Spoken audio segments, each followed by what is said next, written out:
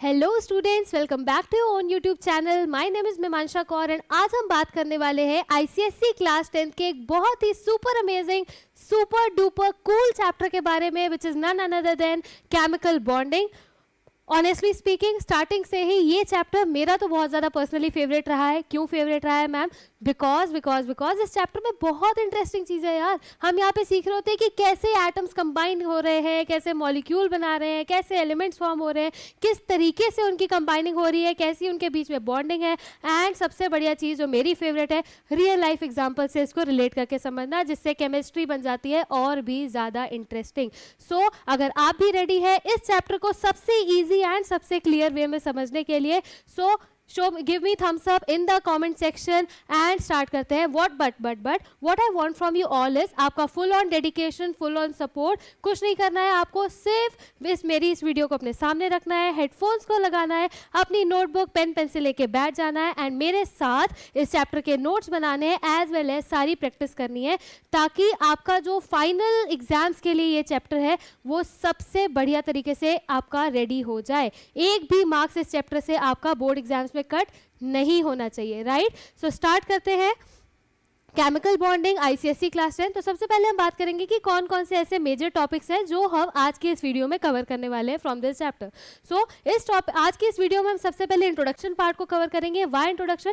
Because बेटा इस chapter से कुछ ऐसे भी टॉपिक्स हैं, कुछ ऐसे कॉन्सेप्ट्स हैं जो आप अपने क्लास 9 में ऑलरेडी पढ़ चुके हो, तो उसको एक बार हम रिवाइज करेंगे, उन चीज़ों को रिकॉल करेंगे कि कौन कौन सी चीज़ें थी जो इस चैप्टर के लिए आपके क्लास 10th के लिए भी इंपॉर्टेंट है। And what I want from you is कि आप इंट्रोडक्शन पार्ट बहुत ध्यान से सुने, क्योंकि इंट्रोडक्शन में I am going to cover out all those concept जो आपको आगे के इन सब टॉपिक्स में भी हेल्प आउट करेंगे, उन्हें समझने में इजी होगा आपके लिए, राइट? सो इंट्रोडक्शन पार्ट होगा, then we will come with methods for achieving chemical bonding, types of chemical bonding including electrovalent, covalent and coordinate bonding. And इसके साथ हम करेंगे बहुत सारी प्रैक्टिस, राइट? प्रैक्टिस किसकी? इलेक्ट्रॉन डॉट स्ट्रक्चर्स की। अगर आपने अपना स्पेसिमेन पेपर देखा होगा इस साल का फॉर द 25-26 सेशन, उस स्पेसिमेन पेपर में भी सेक्शन बी में which include long and descriptive, वहाँ पे डायरेक्ट क्वेश्चन आया है इलेक्ट्रॉन डॉट स्ट्रक्चर से। सो आप समझ सकते हो कि कितना इंपॉर्टेंट है ये चैप्टर आपके फाइनल एग्जाम्स के पॉइंट ऑफ व्यू से भी, राइट? सो हम आज के सेशन में इतना अच्छे से बेसिक लेवल से इस चैप्टर को क्लियर आउट करने वाले हैं कि एक भी मार्क्स आपका फाइनल एग्जाम्स में including your pre boards internals कहीं पे भी कट ना हो। ओके, सो ये तो थे major topics. Then coming on to what is your syllabus. ICSE class 10 के सिलेबस के अकॉर्डिंग इस चैप्टर से आपके आएगा क्या क्या चीज़ें हैं? Electrovalent, covalent and coordinate bonding, structure of various compounds and their dot structures. Electrovalent bonding में हम पढ़ेंगे electron dot structure of electrovalent compounds such as NaCl, MgCl2 and calcium oxide that is CaO, as well as some properties of electrovalent compounds. Then covalent bonding में हम पढ़ेंगे electron dot structures on the basis of duplet rule as well as polar covalent compounds, characteristic properties of covalent bonding, and at the end we will focus on coordinate bonding कि coordinate bonding क्या होती है, उसकी definition, what is lone pair effect, what are the lone pair of electrons and everything, and of course practice हम करने वाले हैं बहुत सारी। तो ये आपका ICSE का सिलेबस था एंड ये सब टॉपिक हम आज की इस वीडियो में कवर अप करने वाले हैं। सो सबसे पहले अगर हम बात करें कि what is chemical bonding, introduction में हम स्टार्ट करेंगे कि केमिकल बॉन्डिंग एक्चुअली होती क्या है।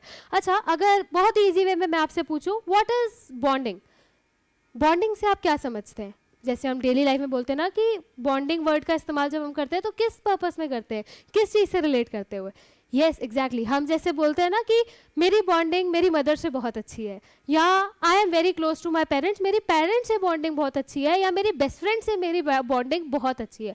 अब वहाँ पे बॉन्डिंग का क्या मतलब होता है? Let's take an example. मान लीजिए कि आप सुबह उठे हो एंड स्कूल के लिए रेडी हो रहे हो, बहुत अच्छे से सब रेडी है, मूड बढ़िया है कि आज जाएंगे दोस्त के साथ कैंटीन में एंजॉय करेंगे, पढ़ेंगे वगैरह वगैरह, उस दोस्त के साथ जिसके साथ आपकी बॉन्डिंग बहुत अच्छी है। बट एकदम से क्या हुआ, आपके फ्रेंड का, उसी फ्रेंड का जिससे आपकी बॉन्डिंग बहुत अच्छी है, उसका आपको कॉल आता है एंड वो आपको कहता है कि यार मेरी ना तबीयत ख़राब हो गई है एंड मैं आज स्कूल नहीं आ पाऊँगा या आ पाऊँगी, राइट? अब क्या हुआ? आप हो गए दुखी, क्यों? क्योंकि कहीं ना कहीं आपके दिमाग में ये चीज़ आ गई, अरे यार मेरा वो दोस्त आज स्कूल नहीं आ रहा, मज़ा नहीं आएगा, तो आज मैं भी स्कूल नहीं जाता हूँ, ये चीज़ आती है, राइट। उसी तरीके से जब कहीं बाहर से हम लोग घूम के आते हैं या बाहर से आप लोग कहीं से आते हो घर वापस, अगर घर पे मम्मी ना हो या लेट सपोज अगर आप अपने फादर से बहुत ज़्यादा कनेक्टेड है या पेरेंट्स से, अगर पेरेंट्स घर पे ना दिखे या मम्मी घर पे ना दिखे, क्या रिस्पॉन्स होता है आपका? दुखी हो जाते हो। वाई? बिकॉज आपकी एक बॉन्डिंग बहुत अच्छी है, आपको उस पर्सन के होने से ही, चाहे आप कुछ ना करो, बस उसके होने से ही सब कुछ इजी फील होने लगता है, राइट, मज़ा आता है। सो उसी तरीके से केमिस्ट्री के पॉइंट ऑफ व्यू से भी अगर हम बात करें तो केमिकल बॉन्डिंग भी बेसिकली ऐसा ही है। केमिस्ट्री में होते हैं एटम्स, रियल लाइफ में तो हमें इंसानों के बीच में बॉन्डिंग अच्छी है, एक साथ मस्त रहते हैं, राइट। केमिस्ट्री में होते हैं एटम्स, तो दो एटम्स को या दो या दो से ज़्यादा एटम्स को जो एक साथ जोड़ के रखे, वो कनेक्शन, वो link is known as chemical bonding. वही लिंक हमारा केमिकल बॉन्डिंग होता है केमिस्ट्री में, राइट। सो यही बॉन्डिंग जो आपकी रियल लाइफ में आपके पेरेंट्स से, मदर से, बेस्ट फ्रेंड से होती है, वैसे ही केमिस्ट्री में एटम्स के बीच में भी बॉन्डिंग होती है, दोस्ती होती है, कनेक्शन होता है, and that is known as chemical bond और केमिकल बॉन्डिंग, जो कि दो एटम्स को या दो से ज्यादा एटम्स को एक साथ होल्ड करके रखता है। So moving on to the definition of chemical bonding, क्या होता है chemical bonding? A chemical bond is a force which holds two और more atoms together in a stable molecule. So chemical bond वो फोर्स है जो कि दो या दो से ज्यादा एटम्स को एक साथ होल्ड रखता है एक स्टेबल मॉलिक्यूल में। समझ में आया? तो basically chemical bond is a force, right. Chemical bond एक तरीके का फोर्स है, इस डेफिनेशन को आप नोट डाउन भी कर लीजिए। What is chemical bond? A chemical bond is a force जो कि दो या दो से ज्यादा एटम्स को होल्ड रखता है in a stable molecule. Remember this thing, stable molecule में जो होल्ड रखता है, राइट। Next, moving on. अच्छा, अब हम बात करें इंट्रोडक्शन सेशन की, तो थोड़ा सा रिकॉल करते हैं पुरानी चीजों को। सबको पता है एटम क्या होता है, what are the sub atomic particle, सब कुछ। अच्छा, बायो में आपने एक साइकिल पढ़ी होगी, let me right it down. Perfect. Bio में आपने एक ये साइकिल पढ़ी होगी कि अगर हम बायोलॉजी पॉइंट ऑफ व्यू से बात करें, बायोलॉजी में क्या होता है, हमें एक ऐसे एक साइकिल, एक टेबल बताई जाती है ना, कि सबसे पहले होता है हमारा सेल, बेसिक यूनिट। दो से ज्यादा ग्रुप ऑफ सेल्स मिलके क्या बनाते हैं? टिश्यू बनाते हैं, राइट। टिश्यूज मिलके क्या बनाते हैं? ऑर्गन्स बनाते हैं। ऑर्गन्स मिलके क्या बनाते हैं? ऑर्गन सिस्टम को रेडी करते हैं। एंड ऑर्गन सिस्टम्स मिलके एक कंप्लीट ऑर्गेनिज्म को बनाते हैं। हमारी ह्यूमन बॉडी ऐसी ही है, ऐसी ही है, राइट। क्या होता है हमारी बॉडी में सेल्स है, वो सेल मिलके टिश्यू बनाते हैं, टिश्यूज मिलके ऑर्गन बनाते हैं, ऑर्गन मिलके ऑर्गन सिस्टम मल्टीपल बनते हैं, एंड मल्टीपल ऑर्गन सिस्टम मिलके एक पूरा एक ऑर्गेनिज्म ह्यूमन बॉडी को रेडी करते हैं। ये तो बात हो गई बायोलॉजी की। मैम पर आप तो केमिस्ट्री पढ़ाते हो ना, बायो क्यों पढ़ाने लग गए? वेट, केमिस्ट्री में भी आ रहे हैं। सो केमिस्ट्री की अगर हम बात करें बेटा, तो केमिस्ट्री में देखो क्या होता है, केमिस्ट्री में भी एक साइकिल है, ऐसी ही साइकिल है। अगर आप इससे रिलेट करके समझोगे आपके लिए ईजी होगा। हाउ?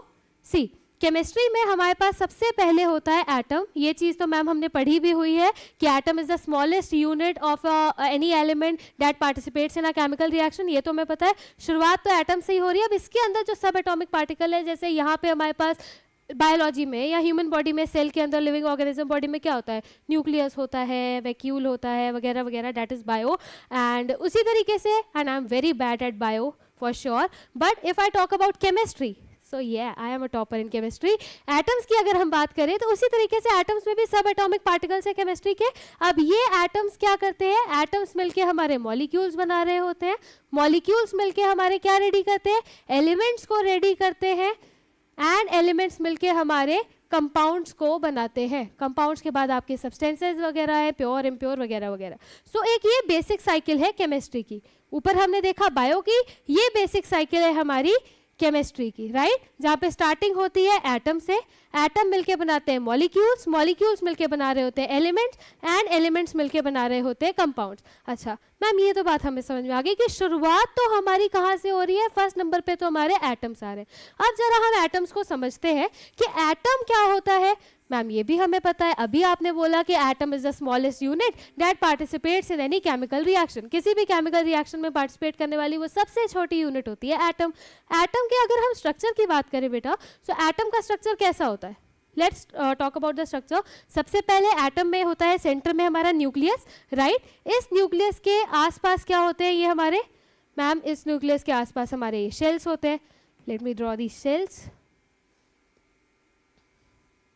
शेल्स या जिन्हें हम ऑर्बिट भी कहते हैं, राइट। इस तरीके से हमारे शेल्स बने होते हैं हमारे एटम में। बीच में था हमारा, let me draw this in the centre.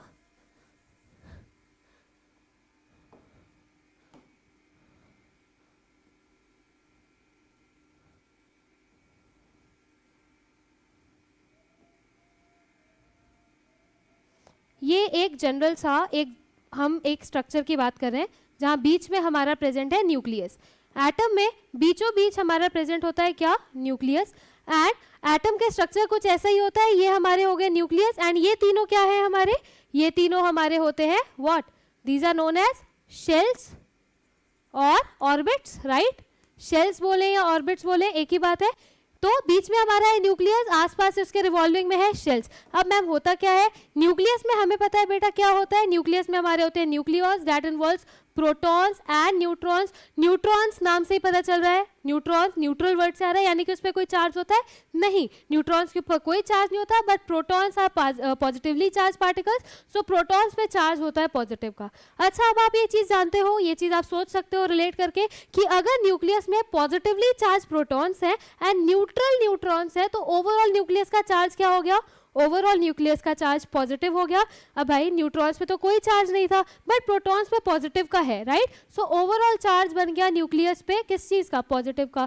हमें पता है अगर हमारे पास पॉजिटिव चार्ज है तो उसे बैलेंस आउट करने के लिए नेगेटिव चार्ज भी होना चाहिए, राइट। सो इसी चीज को बैलेंस आउट करने के लिए न्यूक्लियस के ओवरऑल चार्ज जो है पॉजिटिव का, उसे बैलेंस आउट करने के लिए हमारे पास जो सराउंडिंग ऑर्बिट्स या शेल्स में है उसमें क्या प्रेजेंट होते हैं? उसमें प्रेजेंट होते हैं electrons, right. So these are the electrons.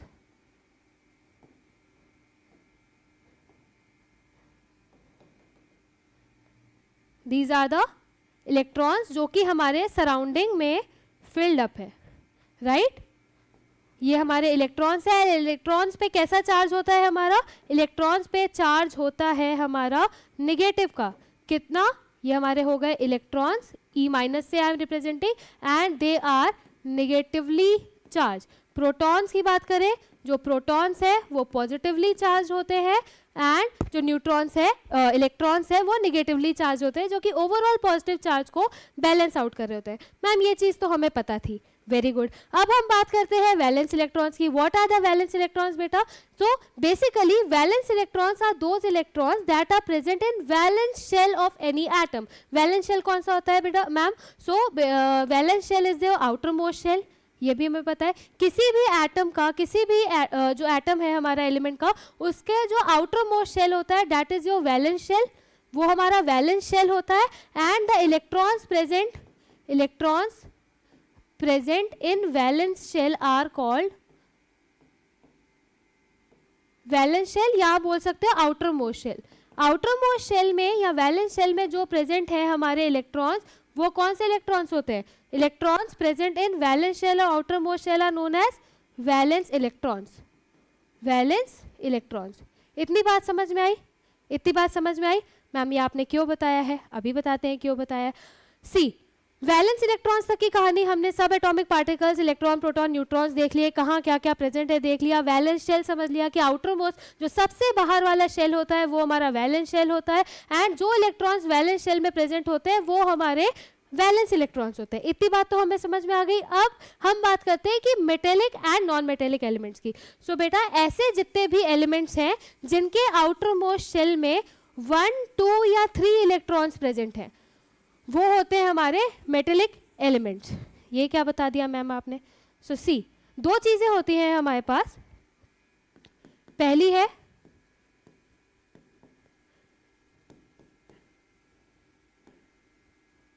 Metallic elements, दूसरी है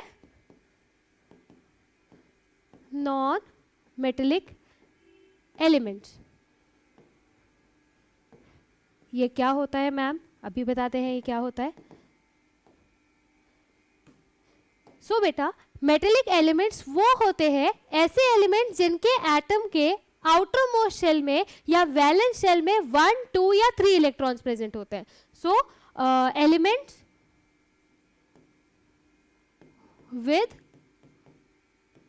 1, 2 और 3 वैलेंस इलेक्ट्रॉन्स, ऐसे एलिमेंट्स जिनमें 1, 2 या 3 वैलेंस इलेक्ट्रॉन्स होते हैं वो होते हैं हमारे metallic elements, right.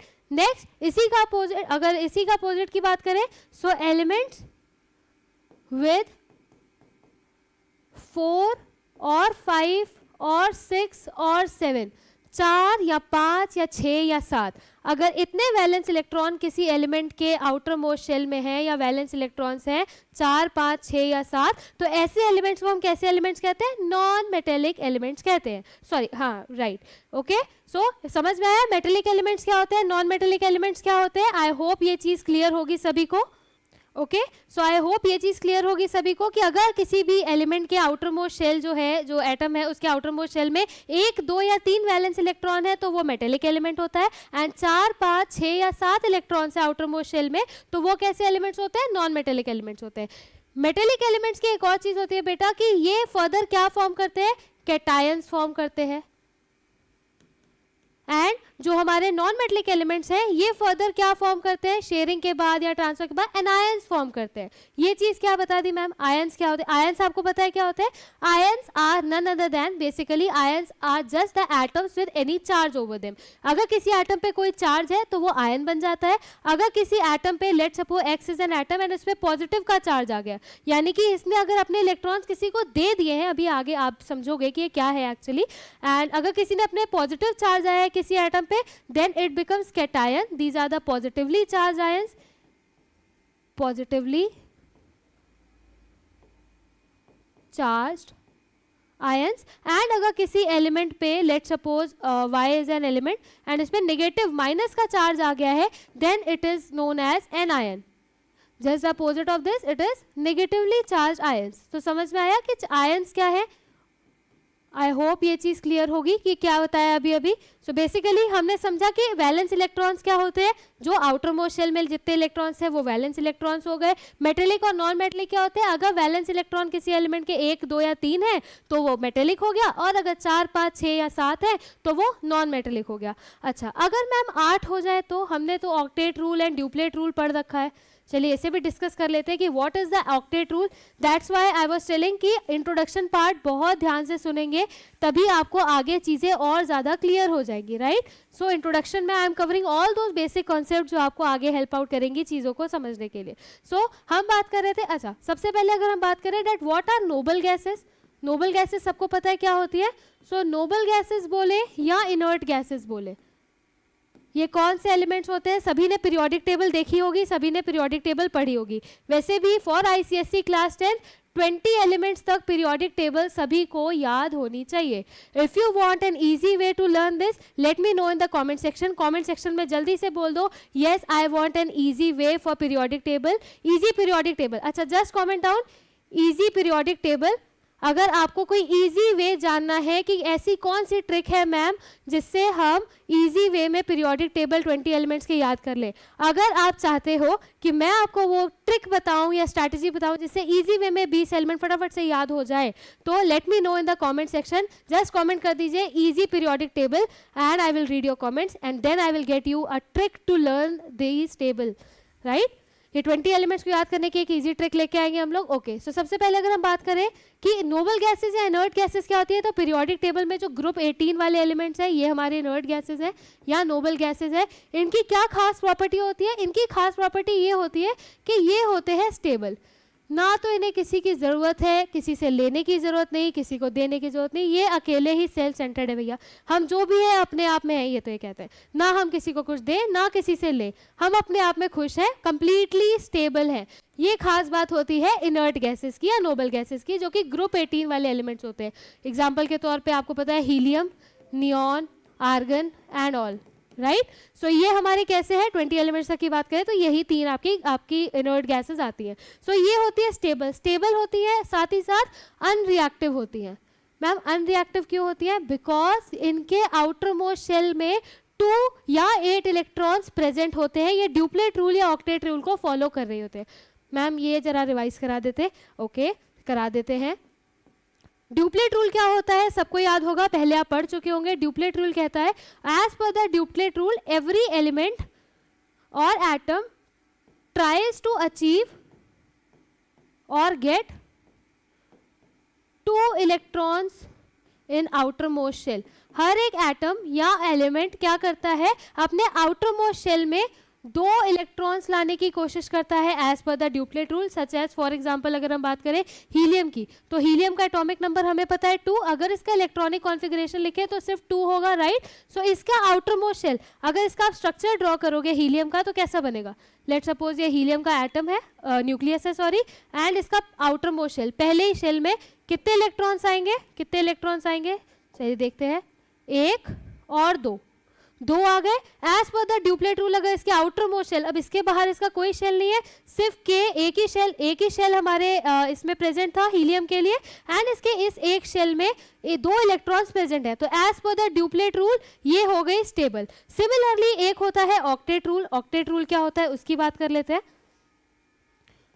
Octet rule क्या कहता है? As per the octet rule same definition apply होगी that element, every element or an atom tries to have or get 8 electrons. Octet is for 8 electrons in outermost shell. क्या कोशिश करता है हर एक atom element कि उसके आउटर मोस्ट शेल में 8 electron हो जाए as per the octet rule, तो वो स्टेबल है। जैसे यहाँ पे अगर हम बात करें नियॉन की, तो नियॉन का एक एग्जांपल लेके देखते हैं कैसे नियॉन हमारा एग्जांपल है नोबल गैस का, और क्या ही ऑक्टेट रूल को फॉलो कर रहा है कि नहीं। सो नियॉन का बेटा अगर हम एटॉमिक नंबर देखें तो होता है 10। Let's write down it's electronic configuration. क्या इलेक्ट्रॉनिक कॉन्फ़िगरेशन होगा नियॉन का? सो इसका इलेक्ट्रॉनिक कॉन्फ़िगरेशन होगा 2,8, राइट। अब अगर आप ध्यान से देखो तो इसके आउटर मोस्ट शेल में कितने इलेक्ट्रॉन्स आ गए? 8 इलेक्ट्रॉन्स आ गए। So as per the octet rule अगर किसी भी एटम के, किसी भी एलिमेंट के आउटर मोस्ट शेल में 8 इलेक्ट्रॉन्स है तो वो स्टेबल है एंड वो नोबल गैस कैटेगरी में है। या अगर उसके आउटर मोस्ट शेल में 2 इलेक्ट्रॉन्स है तो as per the duplet rule वो स्टेबल है एंड नोबल गैस कैटेगरी में प्रेजेंट है। सिमिलरली अगर हम इसका भी स्ट्रक्चर ड्रॉ करते हैं for this thing neon, so कैसे आएगा? लेट सपोज ये हमारा नियॉन का सेंट्रल न्यूक्लियस है, इसके एक शेल इलेक्ट्रॉनिक कॉन्फ़िगरेशन के हिसाब से अगर हम बनाएं तो 2 ही शेल आ रहे हैं, 2, 8, एक होगा के शेल, एक एल शेल। अगर इसमें हम इलेक्ट्रॉन्स को फिलअप करते हैं, कैसे इलेक्ट्रॉन्स फिल होंगे? तो पहले शेल में कितने हैं? 2 है। पहले शेल में कितने हैं? 2 है, सॉरी। तो 2 इलेक्ट्रॉन्स, एक यहाँ एक यहाँ। पहले शेल में हमने 2 इलेक्ट्रॉन्स को फिलअप किया। नेक्स्ट जो आउटर मोस्ट शेल है उसमें 8 आने हैं, तो 1, 2, 3, 4, 5, 6, 7 एंड 8। तो क्या आउटर मोस्ट शेल में 8 इलेक्ट्रॉन्स आए? यस मैम आ गए। तो एज पर दिस ये भी हमारा स्टेबल कंडीशन में चला गया। तो हमने समझा इंट्रोडक्शन पार्ट में हमने कौन कौन सी चीजें कवर करी। हमने देखा कि एटम क्या होता है, उसके सब एटॉमिक पार्टिकल्स क्या होते हैं, क्या स्ट्रक्चर होता है, what is valence shell and valence electrons क्या होते हैं, एंड वैलेंस इलेक्ट्रॉन के हिसाब से हमने समझा कि मेटेलिक एलिमेंट्स और नॉन मेटेलिक एलिमेंट्स क्या होते हैं। उसके बाद हमने बात करी है eight the and noble gases की, कि नोबल गैसेस क्या होती हैं, क्यों ये स्टेबल और अनरिएक्टिव होती हैं। सो बिकॉज इनके आउटर मोस्ट शेल में 2 इलेक्ट्रॉन या 8 इलेक्ट्रॉन प्रेजेंट है एंड ये ऑक्टेट रूल या फिर ड्यूप्लेट रूल को सेटिस्फाई कर रही है। दैट इज वाई जो हमारे हीलियम है, नियॉन है, आर्गन है, ये सब कैसी है? ये सब नोबल गैसेस है, इनर्ट गैसेस है एंड स्टेबल गैसेस हैं, राइट। स्टेबल है, अनरिएक्टिव है, इन्हें किसी रिएक्शन में पार्टिसिपेट करने की कोई जरूरत नहीं, इनके पास सब कुछ है, पूरा सर्वगुण संपन्न है ये गैसेज। इनको किसी की जरूरत नहीं है, कुछ कोई गुण लेने की जरूरत नहीं है, कोई गुण देने की जरूरत नहीं है, ये सर्वगुण संपन्न है, स्टेबल गैसेज है, राइट। So moving on. अच्छा, लाइफ में कौन स्टेबल नहीं होना चाहता? कौन ऐसा है जो कहता है मैं बड़े होके स्टेबल ना हूँ, मेरे पास कुछ ना हो, मैं ऐसे ही रह जाऊँ जैसे हूँ? कितने बच्चों का ये सपना है? तो आई डोंट थिंक सो ये किसी का है। ठीक है, अगर है भी तो प्लीज इसको बदल ले, इसका कोई फायदा नहीं है, लाइफ में स्टेबल होना सभी के लिए जरूरी है, राइट। सो इसी तरीके से अगर हम केमिस्ट्री में भी बात करें तो हर एक एलिमेंट क्या कोशिश करता है, as per the duplet rule, as per the octet rule, कि वो स्टेबल हो जाए, राइट। स्टेबल होके किसकी तरह बन जाए, नोबल गैसेस की तरह बन जाए जो कि कंप्लीटली स्टेबल है, राइट। सो जैसे हम एज अ ह्यूमन बीइंग अपनी लाइफ में सभी लोग स्टेबल होना चाहते हैं, उसी तरीके से केमिस्ट्री में हर एक एटम, हर एक एलिमेंट कोशिश करता है खुद को स्टेबल करने की, एंड यहीं से आइडिया निकल के आता है केमिकल बॉन्डिंग का, जहाँ पे एटम्स एक दूसरे के साथ कंबाइन होते हैं, बॉन्ड फॉर्म करते हैं, एक फोर्स से ज्वाइन होते हैं, खुद को स्टेबल करने की कोशिश करते हैं, right. So moving on, let's start with the today's topic, chemical combination. Chemical combination क्या होता है, so atoms combine to form molecule by two ways. अभी हमने एक साइकिल पढ़ी थी, जस्ट लाइक द बायो वाली साइकिल। क्या पढ़ा केमिस्ट्री में कि एटम्स मिलते हैं, बनाते हैं मॉलिक्यूल, मॉलिक्यूल मिलके एलिमेंट्स, एलिमेंट्स मिलके कंपाउंड्स एंड सब्सटेंसेस वगैरह वगैरह। सो पहली दो स्टेजेस की अगर हम बात करें तो हमने क्या देखा कि एटम्स क्या कर रहे हैं, एटम्स कंबाइन कर रहे हैं टू फॉर्म अ मॉलिक्यूल। ये चीज अभी हमने पहले ही पढ़ ली, राइट, कि एटम्स मिलके क्या बनाना चाह रहे हैं, एटम्स मिलके मॉलिक्यूल बनाना चाह रहे हैं, okay. So atoms combine to form a molecule by two ways. अच्छा, अब कैसे कौन से दो तरीके हैं जिसके थ्रू, क्या मेथड है कंबाइनिंग के, भाई ये तो मैम समझ में आ गया कि कंबाइन कर रहे हैं, बट कंबाइन हो कैसे रहे हैं ये भी तो बताइए। सो कंबाइन कर सकते हैं, दो एटम्स कैसे आपस में मिलेंगे मॉलिक्यूल बनाने के लिए, या तो ट्रांसफर ऑफ वैलेंस इलेक्ट्रॉन से या शेयरिंग ऑफ वैलेंस इलेक्ट्रॉन से। एटम्स क्या करेंगे, या तो अपने जो वैलेंस इलेक्ट्रॉन याद रखना है कि क्या होते हैं, आउटर मोस्ट शेल में जो इलेक्ट्रॉन्स प्रेजेंट है वो हमारे वैलेंस इलेक्ट्रॉन्स होते हैं, तो या तो एटम्स अपने आउटर मोस्ट शेल के इलेक्ट्रॉन्स को ट्रांसफर करेंगे एक दूसरे को, या फिर आपस में उन वैलेंस इलेक्ट्रॉन्स की शेयरिंग करेंगे। दो ही तरीके हैं जिसके थ्रू वो मॉलिक्यूल बना सकते हैं, आपस में कंबाइन हो सकते हैं या जुड़ सकते हैं, ओके। सो अगर बात होगी ट्रांसफर की, तो ट्रांसफर की अगर हम बात करेंगे तो क्या केस आएगा भाई, अगर वैलेंस इलेक्ट्रॉन्स का ट्रांसफर हो रहा होगा, सो ट्रांसफर के केस में कहां से कहां, मेटेलिक एटम से नॉन मेटेलिक में होगा। इस बात को ध्यान रखना है कि ट्रांसफर ऑफ वैलेंस इलेक्ट्रॉन हमेशा मेटेलिक एलिमेंट से नॉन मेटेलिक में होगा, यानी कि ऐसे एलिमेंट जिसके आउटर मोस्ट शेल में एक, दो या तीन वैलेंस इलेक्ट्रॉन्स थे, वो अपने उस एक, दो या तीन इलेक्ट्रॉन को इजिली दूसरे को दे देगा, ट्रांसफर कर देगा एंड कंबाइन करेगा, ठीक है। या फिर क्या करेगा, शेयरिंग अगर केस होगा, कि शेयरिंग ऑफ वैलेंस इलेक्ट्रॉन्स का केस होगा, तो it will happen between two atoms, generally both non metallic, generally उन्हीं के बीच में शेयरिंग होती है जो नॉन मेटलिक होते हैं। एंड शेयरिंग का केस है, मतलब अगर दो मैंने दिए तो दो दूसरा भी मुझे देगा, दो के बीच में होगी शेयरिंग, अगर मैं अपने दो इलेक्ट्रॉन्स दूं तो दूसरा भी मुझे दो देगा, राइट। सो ये थी केमिकल कॉम्बिनेशन, कैसे फॉर्म हो सकता है, कैसे एटम्स कंबाइन कर सकते हैं, दो तरीके कंबाइनिंग के, या तो वैलेंस इलेक्ट्रॉन की शेयरिंग होगी या फिर वैलेंस इलेक्ट्रॉन्स का ट्रांसफर होगा। आगे बढ़ते हैं टू केमिकल बॉन्डिंग। अगर हम बात करें डेफिनेशन की, so what is chemical bonding, chemical bonding is basically the linkage और a force which act between two और more atoms to hold them together as a stable molecule. Chemical bonding basically वो, जैसे आपके parents, आपकी mother, आपके बीच में, या friend के बीच में और आपके बीच में बॉन्डिंग है, उसी तरीके से एटम्स के बीच में, एलिमेंट्स के बीच में भी केमिकल बॉन्डिंग एक तरीके का फोर्स है, एक तरीके की लिंकेज है, जो कि एटम्स को स्ट्रांगली होल्ड करके रखता है, टाइटली होल्ड करके रखता है, ताकि वो एक साथ जुड़े रहे और स्टेबल मॉलिक्यूल को फॉर्म करे, राइट। रीजन क्या है केमिकल बॉन्डिंग के, भाई मैम केमिकल बॉन्डिंग समझ में आ गया, जुड़ रहे, क्यों जुड़ रहे, लेकिन what is the importance, reason क्या है केमिकल बॉन्डिंग का, टू फॉर्म अ मॉलिक्यूल। पहला रीजन, एटम्स क्यों कंबाइन हो रहे हैं, अभी हमने पढ़ा था एटम्स कंबाइन होकर मॉलिक्यूल बनाते हैं। सो पहला रीजन क्या हो गया, पहला रीजन हो गया कि केमिकल बॉन्डिंग का to form a molecule, and second reason is to form achieve the nearest configuration as per noble gases. तो जैसे अभी था, कौन स्टेबल नहीं होना चाहता, हर कोई स्टेबल होना चाहता है, राइट। जो नहीं होना चाहता कृपया करके अपने सपने को बदल ले और स्टेबल होने का सपना देखे, ठीक है। सो क्या जरूरत है केमिकल बॉन्डिंग की, केमिकल बॉन्डिंग पहला मॉलिक्यूल फॉर्म करने के लिए केमिकल बॉन्डिंग होती है एटम्स के बीच में, दूसरा नियरेस्ट नोबल गैस कॉन्फिगरेशन को अचीव करने के लिए क्या एटम्स क्या करते हैं, केमिकल बॉन्डिंग करते हैं, गॉट इट, स्टेबल होने के लिए करते हैं।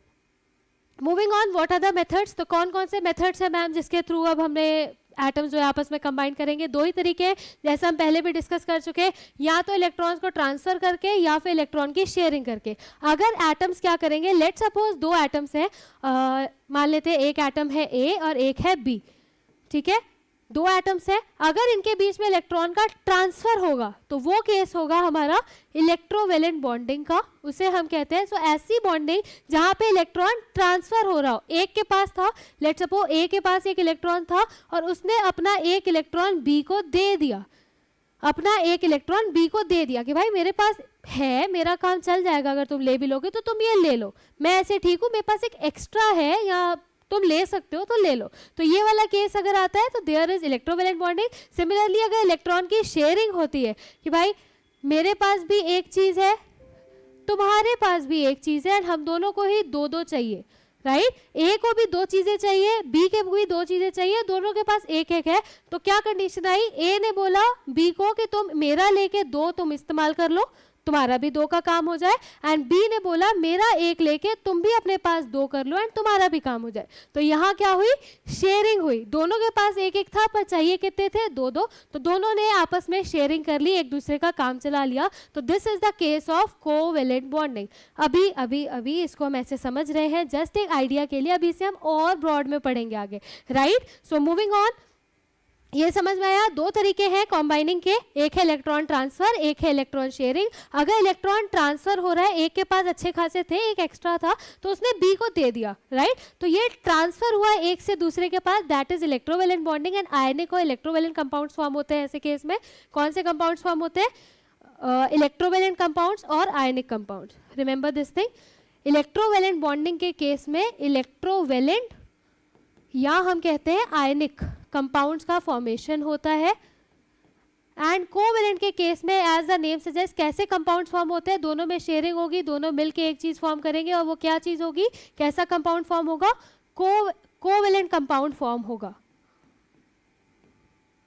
कोवैलेंट कंपाउंड फॉर्म होगा। इलेक्ट्रोवैलेंट के केस में इलेक्ट्रोवैलेंट या आयनिक भी नाम होता है, और कोवैलेंट के केस में कोवैलेंट कंपाउंड होगा। Moving on to the next slide, यह है पीरियोडिक प्रॉपर्टीज। अच्छा, कौन कौन सी ऐसी प्रॉपर्टीज है, पीरियोडिक प्रॉपर्टीज है जिनकी वजह से इलेक्ट्रोवैलेंट बॉन्डिंग या हमारी कोवैलेंट बॉन्डिंग इफेक्ट होती है या कुछ चेंजेस आते हैं? सो इलेक्ट्रोवैलेंट बॉन्डिंग की अगर हम बेटा बात करें, इलेक्ट्रोवैलेंट बॉन्डिंग में सबसे पहले आता है आयनाइजेशन पोटेंशियल। आयनाइजेशन पोटेंशियल के अगर केस की बात करें तो lower the value of ionization potential of metallic atom greater the ease of formation of cation.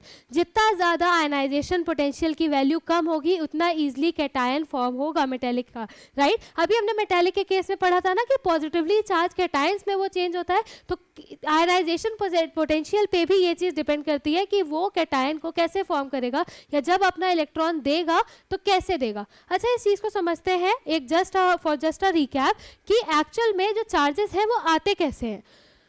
Let's understand with the help of an example of NaCl। NaCl की अगर हम बात करें तो हमें पता है NaCl दो एलिमेंट से मिलकर बना है, one is sodium Na and the other one is Cl, chlorine, right? So अगर हम इनके एटॉमिक नंबर्स को देखें तो Na is on 11 and chlorine is on 17, ये चीजें हमें पता है। अब NaCl बना कैसे है? अगर हम इसका इलेक्ट्रॉनिक कॉन्फ़िगरेशन लिखे बेटा तो सोडियम का 11 नंबर पे है तो 2,8,1 एंड क्लोरीन का देखें तो 2,8,7 होता है। आपको पता ही है कि हमने अभी डिस्कस किया था, हर कोई स्टेबल होना चाहता है, नियरेस्ट नोबल गैस की तरह कॉन्फ़िगरेशन पाना चाहता है, राइट? सो अगर हम बात करें सोडियम की तो सोडियम के केस में नियरेस्ट नोबल गैस कौन सी होगी? Nearest noble gas NNG, okay? Nearest noble gas कौन सी होगी? नियरेस्ट नोबल गैस सोडियम के केस में होगी हमारी argon, sorry neon, which is on your 10th atomic number 10, and chlorine के केस में होगी आर्गन, राइट? जो कि हमारे 18th नंबर पे आती है। पीरियोडिक टेबल में आप ग्रुप 18 के एलिमेंट्स को चेक करोगे, 11 के जस्ट पास 10th है ना, 10 है कि 18 है? 10 है 11 के पास, तो सोडियम का नियरेस्ट नोबल गैस कौन सी हो गई? नियॉन हो गई, ओके? एंड उसी तरीके से क्लोरीन की अगर बात करें तो 10th नंबर वाली नियॉन पास में है कि 18th नंबर वाले क्लोरीन के लिए आर्गन पास में है? तो आर्गन पास में है, तो नियरेस्ट नोबल गैस क्लोरीन के लिए कौन सी हो गई? आर्गन हो गई, ओके? सो मूविंग ऑन, अब वैलेंस इलेक्ट्रॉन चेक करते हैं हमेशा। यहाँ पे सोडियम के पास वैलेंस इलेक्ट्रॉन कितने हैं? Valence is outer most shell में एक इलेक्ट्रॉन है, एंड क्लोरीन के पास कितने हैं वैलेंस इलेक्ट्रॉन? 7 इलेक्ट्रॉन में। पहली चीज कौन मेटेलिक कौन नॉन मेटेलिक, तो हमें पता है अगर किसी एलिमेंट के वैलेंस इलेक्ट्रॉन 1, 2 या 3 है तो वो हो जाता है मेटेलिक। तो यानी कि सोडियम हमारा क्या हो गया? सोडियम हमारा मेटेलिक एलिमेंट हो गया। एंड क्लोरीन जिसके आउटर मोस्ट शेल में 7 है वो क्या हो गया हमारा non metallic, because non metallic के बाहर कितने होते हैं आउटर मोस्ट शेल में कितने इलेक्ट्रॉन, 4, 5, 6 या 7। तो मेटलिक नॉन मेटलिक हमें पता चल गया। ट्रांसफर हमेशा किससे होता है, मेटलिक से नॉन मेटलिक में होता है। मैम अभी अभी हम ये चीजें पढ़ के आए, बट इसे समझे कैसे, क्यों हम ये चीजें पढ़ रहे हैं। अब देखो अगर हम इसके इलेक्ट्रॉन डॉट स्ट्रक्चर के जो हम आगे पढ़ेंगे उसके हिसाब से देखें, यहाँ पे अगर स्टेबल करना है सोडियम को, तो स्टेबल होने के लिए वो क्या फॉलो करेगा, या तो ड्यूप्लेट रूल या ऑक्टेट रूल, या octet rule he of course लेगा, बिकॉज आउटर मोस्ट के शेल को छोड़ के बाकी सबके आउटर मोस्ट में हमारे पास 8 इलेक्ट्रॉन्स होते हैं, ये आप सबको पता है। अब 1 को अगर सोडियम को अपने आउटर मोस्ट सबसे बाहर वाले में 8 शेल चाहिए, तो 2 ऑप्शन है यहाँ पे सोडियम के पास। पहला ऑप्शन कि या तो वो किसी से 7 इलेक्ट्रॉन्स ले ले, अपने 1 में +7 करे तो यहाँ 1 की जगह 8 आ जाएगा, या फिर क्या करे अपने 1 को भी दे दे। तो ये वाला जब चला गया तो बचा क्या 2,8, तो क्या हो सकता है, सोडियम स्टेबल हो सकता है एंड बन सकता है नियॉन के जैसा 8 इलेक्ट्रॉन्स के साथ। ठीक है, तो या तो वो क्या करे 7 इलेक्ट्रॉन्स लेके खुद को 2,8,8 18 बना के आर्गन से मिला ले, या फिर एक अपना भी देके बचा खुचा 2, 8 से 10 की वाले की तरह 10th एलिमेंट नियॉन की तरह बन जाए।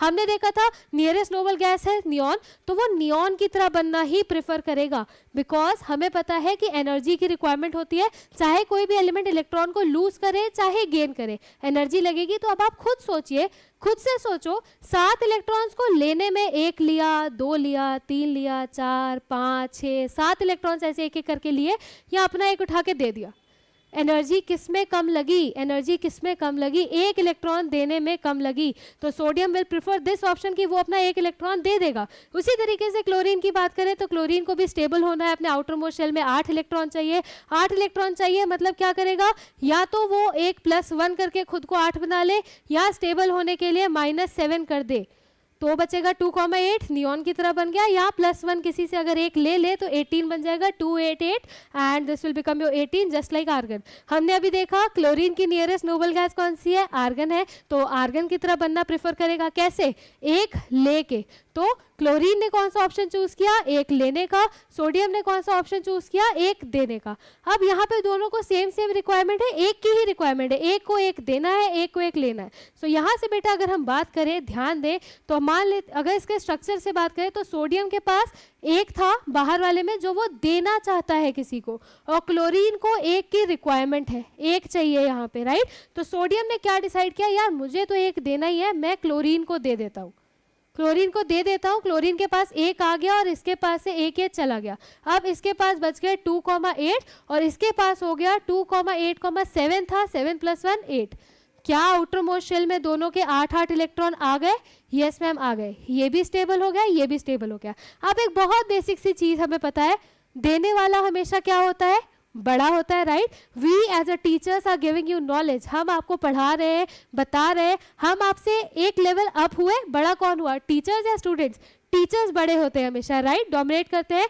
कैसे, बिकॉज वो दे रहे हैं, हम आपको नॉलेज दे रहे हैं, पढ़ा रहे हैं, हम आपको अपने एंड से कुछ दे रहे हैं, तो हम आपसे बड़े हुए। उसी तरीके से वो एलिमेंट जो अपने किसी भी एक इलेक्ट्रॉन को देता है वो हमेशा बड़ा होता है एंड लेने वाला हमेशा छोटा होता है, राइट। एंड अगर इसी को चार्जेस के हिसाब से समझे तो हमें पता है पॉजिटिव चार्ज बड़ा होता है कि नेगेटिव बड़ा होता है, हमेशा पॉजिटिव बड़ा होता है। तो देने वाला जिसने अपना इलेक्ट्रॉन दिया है उस पे आ जाता है पॉजिटिव का चार्ज, और लेने वाले पे आ जाता है हमेशा नेगेटिव का चार्ज।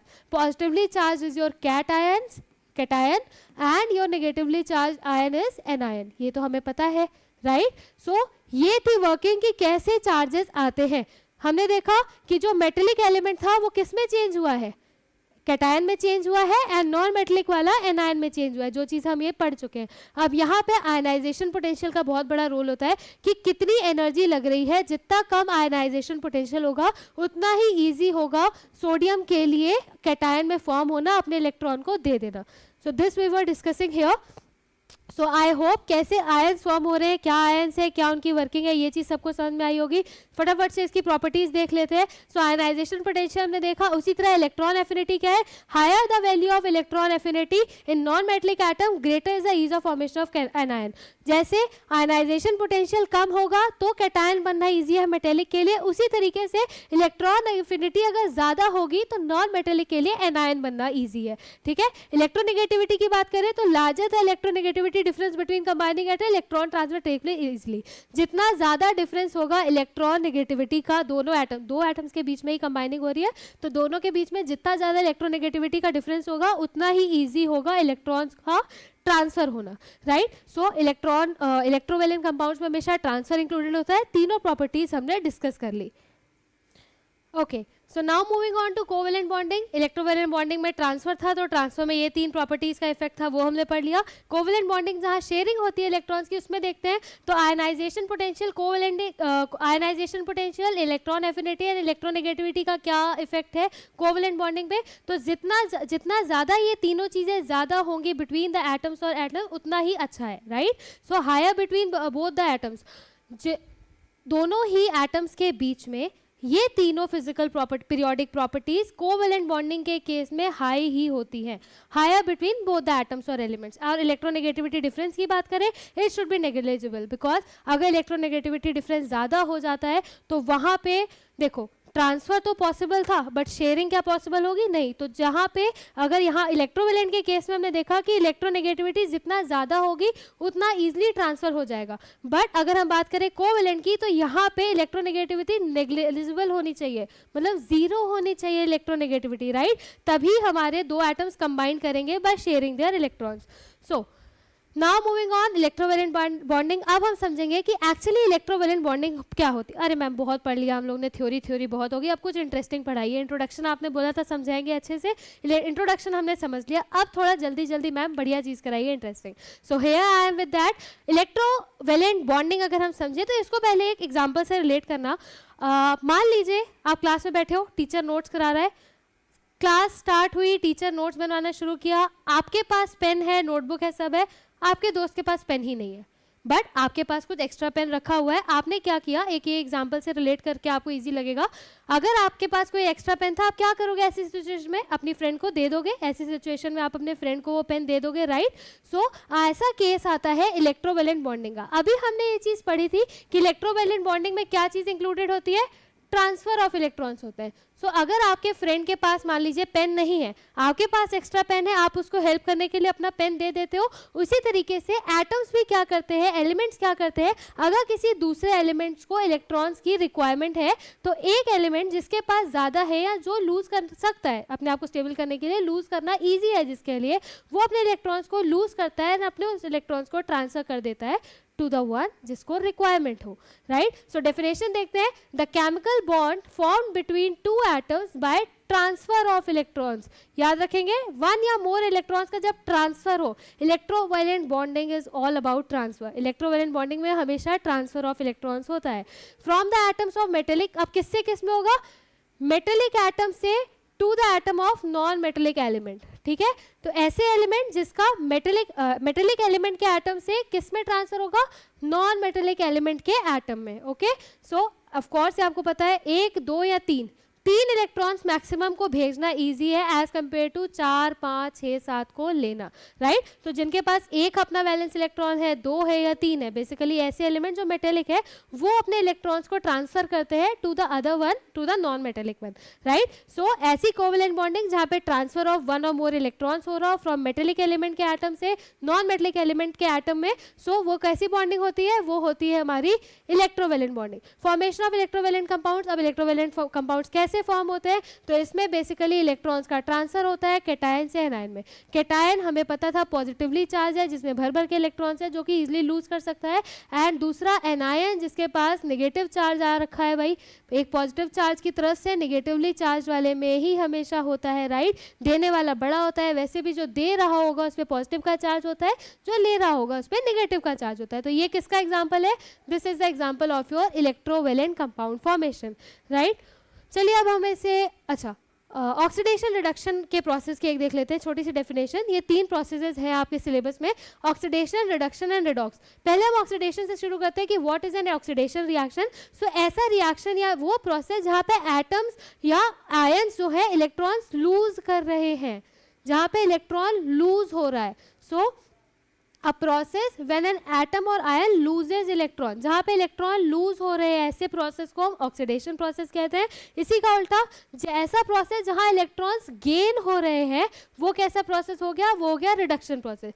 लेने देखो, जो ले रहा है वो छोटा, तो ले रहा है, जो गेन कर रहा है वो छोटा, रिड्यूस होता है ना, तो यहाँ से याद कर लो रिडक्शन। एंड ऑक्सीडेशन इसी का उल्टा, जो अपने दे रहा है बड़ा हो गया, वो वाला प्रोसेस हो गया ऑक्सीडेशन का, राइट। सो ऐसा प्रोसेस जहाँ पे लूज हो रहे हैं वो ऑक्सीडेशन, जहाँ पे गेन हो रहे हैं वो होता है रिडक्शन। एंड दोनों को मिला दो, रिडक्शन का RED एंड ऑक्सीडेशन का OX, रिडक्शन एंड ऑक्सीडेशन दोनों को मिला के बनता है redox reaction, a reaction that involves both reduction and oxidation. नाम से ही पता चल रहा है ऐसा रिएक्शन जहाँ पे इलेक्ट्रॉन्स गेन भी हो रहे हैं, इलेक्ट्रॉन लूज भी हो रहे हैं, तो ऐसी रिएक्शन को हम कहते हैं रिडॉक्स रिएक्शन। एंड बेसिकली आप इलेक्ट्रोवेलेंट कंपाउंड का जब फॉर्मेशन देखोगे वहाँ पे आपको ईजिली रिडॉक्स रिएक्शन देखने को मिलेगी, राइट। सो ये डेफिनेशन आप नोट कर सकते हैं। ओके, नाउ मूविंग ऑन, बहुत पढ़ ली थ्योरी, अब आते हैं प्रैक्टिकल की बारी। अब आता है असली गेम, असली मजा जिसमें, ठीक है। तो शुरू करते हैं। सबसे पहले हम इलेक्ट्रोवेलेंट कंपाउंड में फॉर्मेशन देखेंगे NaCl का, सोडियम क्लोराइड का। सोडियम क्लोराइड का फॉर्मूला पता है सभी को, दैट इज NaCl, राइट। अब ये बनता कैसे है, तो यहाँ पे NaCl के फॉर्मेशन में एक कंपाउंड है सोडियम हमारा, जो कि मेटेलिक है। ऑफ कोर्स अभी हमने पहले जब एक्सप्लेनेशन देखा है उसमें हम देख चुके हैं ऑलरेडी कि कैसे पॉजिटिव चार्ज है, नेगेटिव चार्ज है, सोडियम मैग्नेटिक है, मेटेलिक है सॉरी, एंड क्लोरीन हमारा नॉन मेटेलिक है। अगर हम इसके इलेक्ट्रॉनिक कॉन्फ़िगरेशन की बात करें बेटा, तो इलेक्ट्रॉनिक कॉन्फ़िगरेशन लिखेंगे sodium atomic number 11, right, and chlorine atomic number 17, right. Electronic configuration लिखते हैं 11 के लिए it will be 2,8,1 and chlorine के लिए इट विल बी 2,8,7। सी, अब हम यहाँ पे पढ़ने जा रहे हैं electron dot structures. Electron dot structure जब भी आपको किसी कंपाउंड का बनाने को देगा, आपको क्या स्टेप्स फॉलो करना है वो देखिए। सबसे पहले आपको गिवन होगा क्वेश्चन में नाम उस कंपाउंड का जो आपको फॉर्म करना है, जिसका इलेक्ट्रॉन डॉट स्ट्रक्चर आपको दिखाना है। आपने क्या करना है, पहले तो उसका फॉर्मूला, आपको फॉर्मूला भी मिल सकता है क्वेश्चन में, नाम हो फॉर्मूला, आपको नाम से ही क्लियर हो जाएगा व्हाट इज एक्चुअली फॉर्मूला। बाकी ये चीज़ें धीरे धीरे जैसे आप प्रैक्टिस बढ़ाओगे आपको अपने आप आती जाएगी, इतना कोई रॉकेट साइंस नहीं है इसमें, राइट। सो सबसे पहले आपने क्या करना है, वो कंपाउंड कंसिडर करना है जिसका आपको इलेक्ट्रॉन डॉट स्ट्रक्चर बनाना है, उसका फॉर्मूला लिखना है। उसके बाद ये टेबल अपने कॉपी में, अपने नोटबुक में फॉर्म कर लेनी है, जहाँ पे आप उन कंपाउंड्स को लिखोगे जो आप कंपाउंड फॉर्म करने जा रहे हो, उसके एलिमेंट्स को नोट डाउन करोगे कि किस किस एलिमेंट का एटम इंक्लूडेड है। जैसे सोडियम क्लोराइड में आपके पास सोडियम का और क्लोरीन था, ठीक है। देन उसके बाद आपने क्या करना है, उसका इलेक्ट्रॉनिक कॉन्फ़िगरेशन लिखना है। एटॉमिक नंबर याद करना सभी को जरूरी है टिल 20, ठीक है। पीरियोडिक टेबल 20 एलिमेंट्स तक सब लोग याद कर लेंगे for the ICSE 10th। And sodium की अगर हम बात करें तो एटॉमिक नंबर हमें पता है 11 पे आता है, हमने 11 लिखा। क्लोरीन हमें पता है 17 पे आता है, हमने एटॉमिक नंबर 17 लिखा। नेक्स्ट स्टेप में एलिमेंट्स लिख लिए, उनका एटॉमिक नंबर लिखा। अब हम लिख रहे हैं उसका इलेक्ट्रॉनिक कॉन्फ़िगरेशन। इलेक्ट्रॉनिक कॉन्फ़िगरेशन सबको आता है, बेसिकली हमें शेल्स को फिल करना है एज पर एटॉमिक नंबर। सो हमें पता है पहला शेल, जिसे हम शेल्स का नंबरिंग कैसे होती है, KLMNO ऐसे। सो हमें पता है K शेल में हमेशा 2 इलेक्ट्रॉन्स रहते हैं, बाकी आपका 8 तक चलता है, राइट। 8 करके बाकी में फिल होते हैं। सो अगर हम बात करें अपने सोडियम की, सोडियम का इलेक्ट्रॉनिक कॉन्फ़िगरेशन कैसे लिखेंगे, let me right it down again. So sodium का इलेक्ट्रॉनिक 11 था, फर्स्ट शेल में 2 इलेक्ट्रॉन भर दिए, 11 में से 2 गया, बचे 9। हमें पता है 9 है, 8 से बड़ा है, तो सेकंड वाले शेल में हम पूरे 8 भर सकते हैं। अब 2 8 10 हो गए, 11 थे, कितने बचे, 11 - 10 बचा 1। सो लास्ट शेल में कितने इलेक्ट्रॉन्स आ गए, 1, 2 8 एंड 1 11 हो गया। ये हमारा कॉन्फ़िगरेशन डन हो गया सोडियम का। उसी तरीके से हम क्लोरीन का भी लिखेंगे। पहले शेल में हमें पता है 2 आ जाएंगे, 17 में से 2 गया, बचा 15, जो कि 8 से अभी भी बड़ा है। हमने सेकंड शेल में भी 8 भर दिए, कितने हो गए, 2 8 10, 17 में से 10 गया, बचे 7, 7 8 से छोटा है, यानी कि नेक्स्ट शेल में कितने आ रहे हैं, 7, बस खत्म। ये आ गया इलेक्ट्रॉनिक कॉन्फ़िगरेशन। और ऐड करके देखेंगे 17 आएगा। हमने एलिमेंट लिखा, एटॉमिक नंबर लिखा, उसका इलेक्ट्रॉनिक कॉन्फ़िगरेशन करा। कॉन्फ़िगरेशन करने के बाद अब हमने देखा कि to obtain stable electronic configuration, अगर अब ये एलिमेंट्स को स्टेबल होना है तो इनके वैलेंस इलेक्ट्रॉन के हिसाब से कितने इन्हें और इलेक्ट्रॉन्स की ज़रूरत है, चाहे लेने की चाहे देने की, कि ये स्टेबल हो जाए।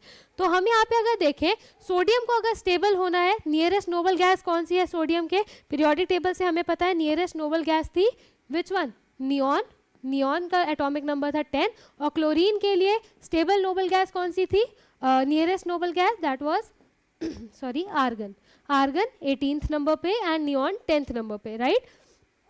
अगर इसे 10 है, अब नियॉन के पास 10 है, नियॉन का एटॉमिक नंबर कितना है 10 है, सोडियम का 11 है। सोडियम ऐसा क्या करे कि वो 10 जैसा बन जाए, 11 को 10 बनाने के लिए क्या इजी होगा, -1। तो सिंपली स्टेबल होने के लिए सोडियम को क्या करना है, 1 इलेक्ट्रॉन को लूज करना है। तो टू ऑप्टेन क्या करेगा, लूज 1 इलेक्ट्रॉन, ये एक इलेक्ट्रॉन को लूज कर देगा। सिमिलरली क्लोरीन को एटॉमिक नंबर 18 था, आर्गन जो नियरेस्ट नोबल गैस है उसका एटॉमिक नंबर सॉरी आर्गन का 18 था, क्लोरीन का 17 था। 17 को 18 बनाने के लिए क्या करना होगा, एक इलेक्ट्रॉन गेन करना होगा। तो क्लोरीन को स्टेबल होने के लिए गेन करना होगा 1 इलेक्ट्रॉन, तो 1 इलेक्ट्रॉन गेन, राइट। तो दोनों का हमें पता चल गया कि क्या उनका मतलब, सबसे पहले हमने क्या किया, फॉर्मूला लिखा, देन उसके हमने वो एलिमेंट लिखे जो इंक्लूडेड है, एलिमेंट लिखा, एटॉमिक नंबर लिखा, कॉन्फ़िगरेशन लिखा, नियरेस्ट नोबल गैस से कंपेयर करा के पता किया कि क्या करने की जरूरत है, लूज करने की, यहाँ गेन करने की, एंड कितने इलेक्ट्रॉन्स को, राइट। अब जब इतनी इन्फॉर्मेशन आपके पास आ गई, ईजिली अब आप इसका इलेक्ट्रॉन डॉट स्ट्रक्चर बना सकते हो। कैसे, सबसे पहले अगर हम बात करेंगे सोडियम की, हमें पता है सोडियम के आउटर मोस्ट इलेक्ट्रॉन या वैलेंस इलेक्ट्रॉन कितने थे, 1 थे, तो हमने 1 से रिप्रेजेंट करा, 1 एक डॉट स्ट्रक्चर है, तो एक डॉट से हमने सोडियम के पास एक डॉट बनाएंगे, क्यों, क्योंकि इसके वैलेंस इलेक्ट्रॉन में एक इलेक्ट्रॉन है, राइट। सिमिलरली क्लोरीन की बात करें, क्लोरीन में क्या है, क्लोरीन के आउटर मोस्ट शेल में कितने इलेक्ट्रॉन्स है, 7 इलेक्ट्रॉन है, वैलेंस इलेक्ट्रॉन 7, तो 7 डॉट्स बनाएंगे हम क्लोरीन के आसपास, 1 2 3 4 5 6 7, ये चीज हुई। अब अगर ये दोनों आपस में कंबाइन होंगे तो क्या फॉर्मेशन करेंगे, हमें पता है सोडियम को स्टेबल होने के लिए एक इलेक्ट्रॉन लूज करना है एंड क्लोरीन को स्टेबल होने के लिए एक इलेक्ट्रॉन को गेन करना है, राइट। तो सोडियम क्या करेगा, अपना एक इलेक्ट्रॉन क्लोरीन को दे देगा। अब जैसे ही सोडियम ने अपना एक इलेक्ट्रॉन क्लोरीन को दिया, क्या होगा, डायरेक्टली सोडियम के ऊपर चार्ज एक आएगा और Cl के ऊपर भी चार्ज। जब ये ट्रांसफर हो गया, ट्रांसफर हो रहा है, राइट, शेयरिंग नहीं है, ट्रांसफर, सोडियम ने एक अपना उठा के क्लोरीन को दे दिया, तो देने वाला बड़ा हो गया, पॉजिटिव का चार्ज आया सोडियम पे, और क्लोरीन ने लिया है तो उस पर चार्ज आया माइनस का। सो डॉट स्ट्रक्चर हमारे पास आ गया ये, एंड ये आ गए हमारे पास चार्जेस, राइट। सो किस तरीके से शेयरिंग होती है, ट्रांसफर के थ्रू, समझ में आया सभी को, आई होप सबको क्लियर हुआ होगा यहाँ तक का स्टेप, राइट। सो यहाँ पे अगर हम इलेक्ट्रॉन्स देखें तो अब यहाँ पे सोडियम के बाद प्लस का चार्ज आ गया, इसके आउटर मोस्ट शेल में कुछ नहीं बचा है, आउटर मोस्ट में अपने आप 1 चला गया तो 8 आ गया, एंड क्लोरीन के पास 7 ऑलरेडी थे,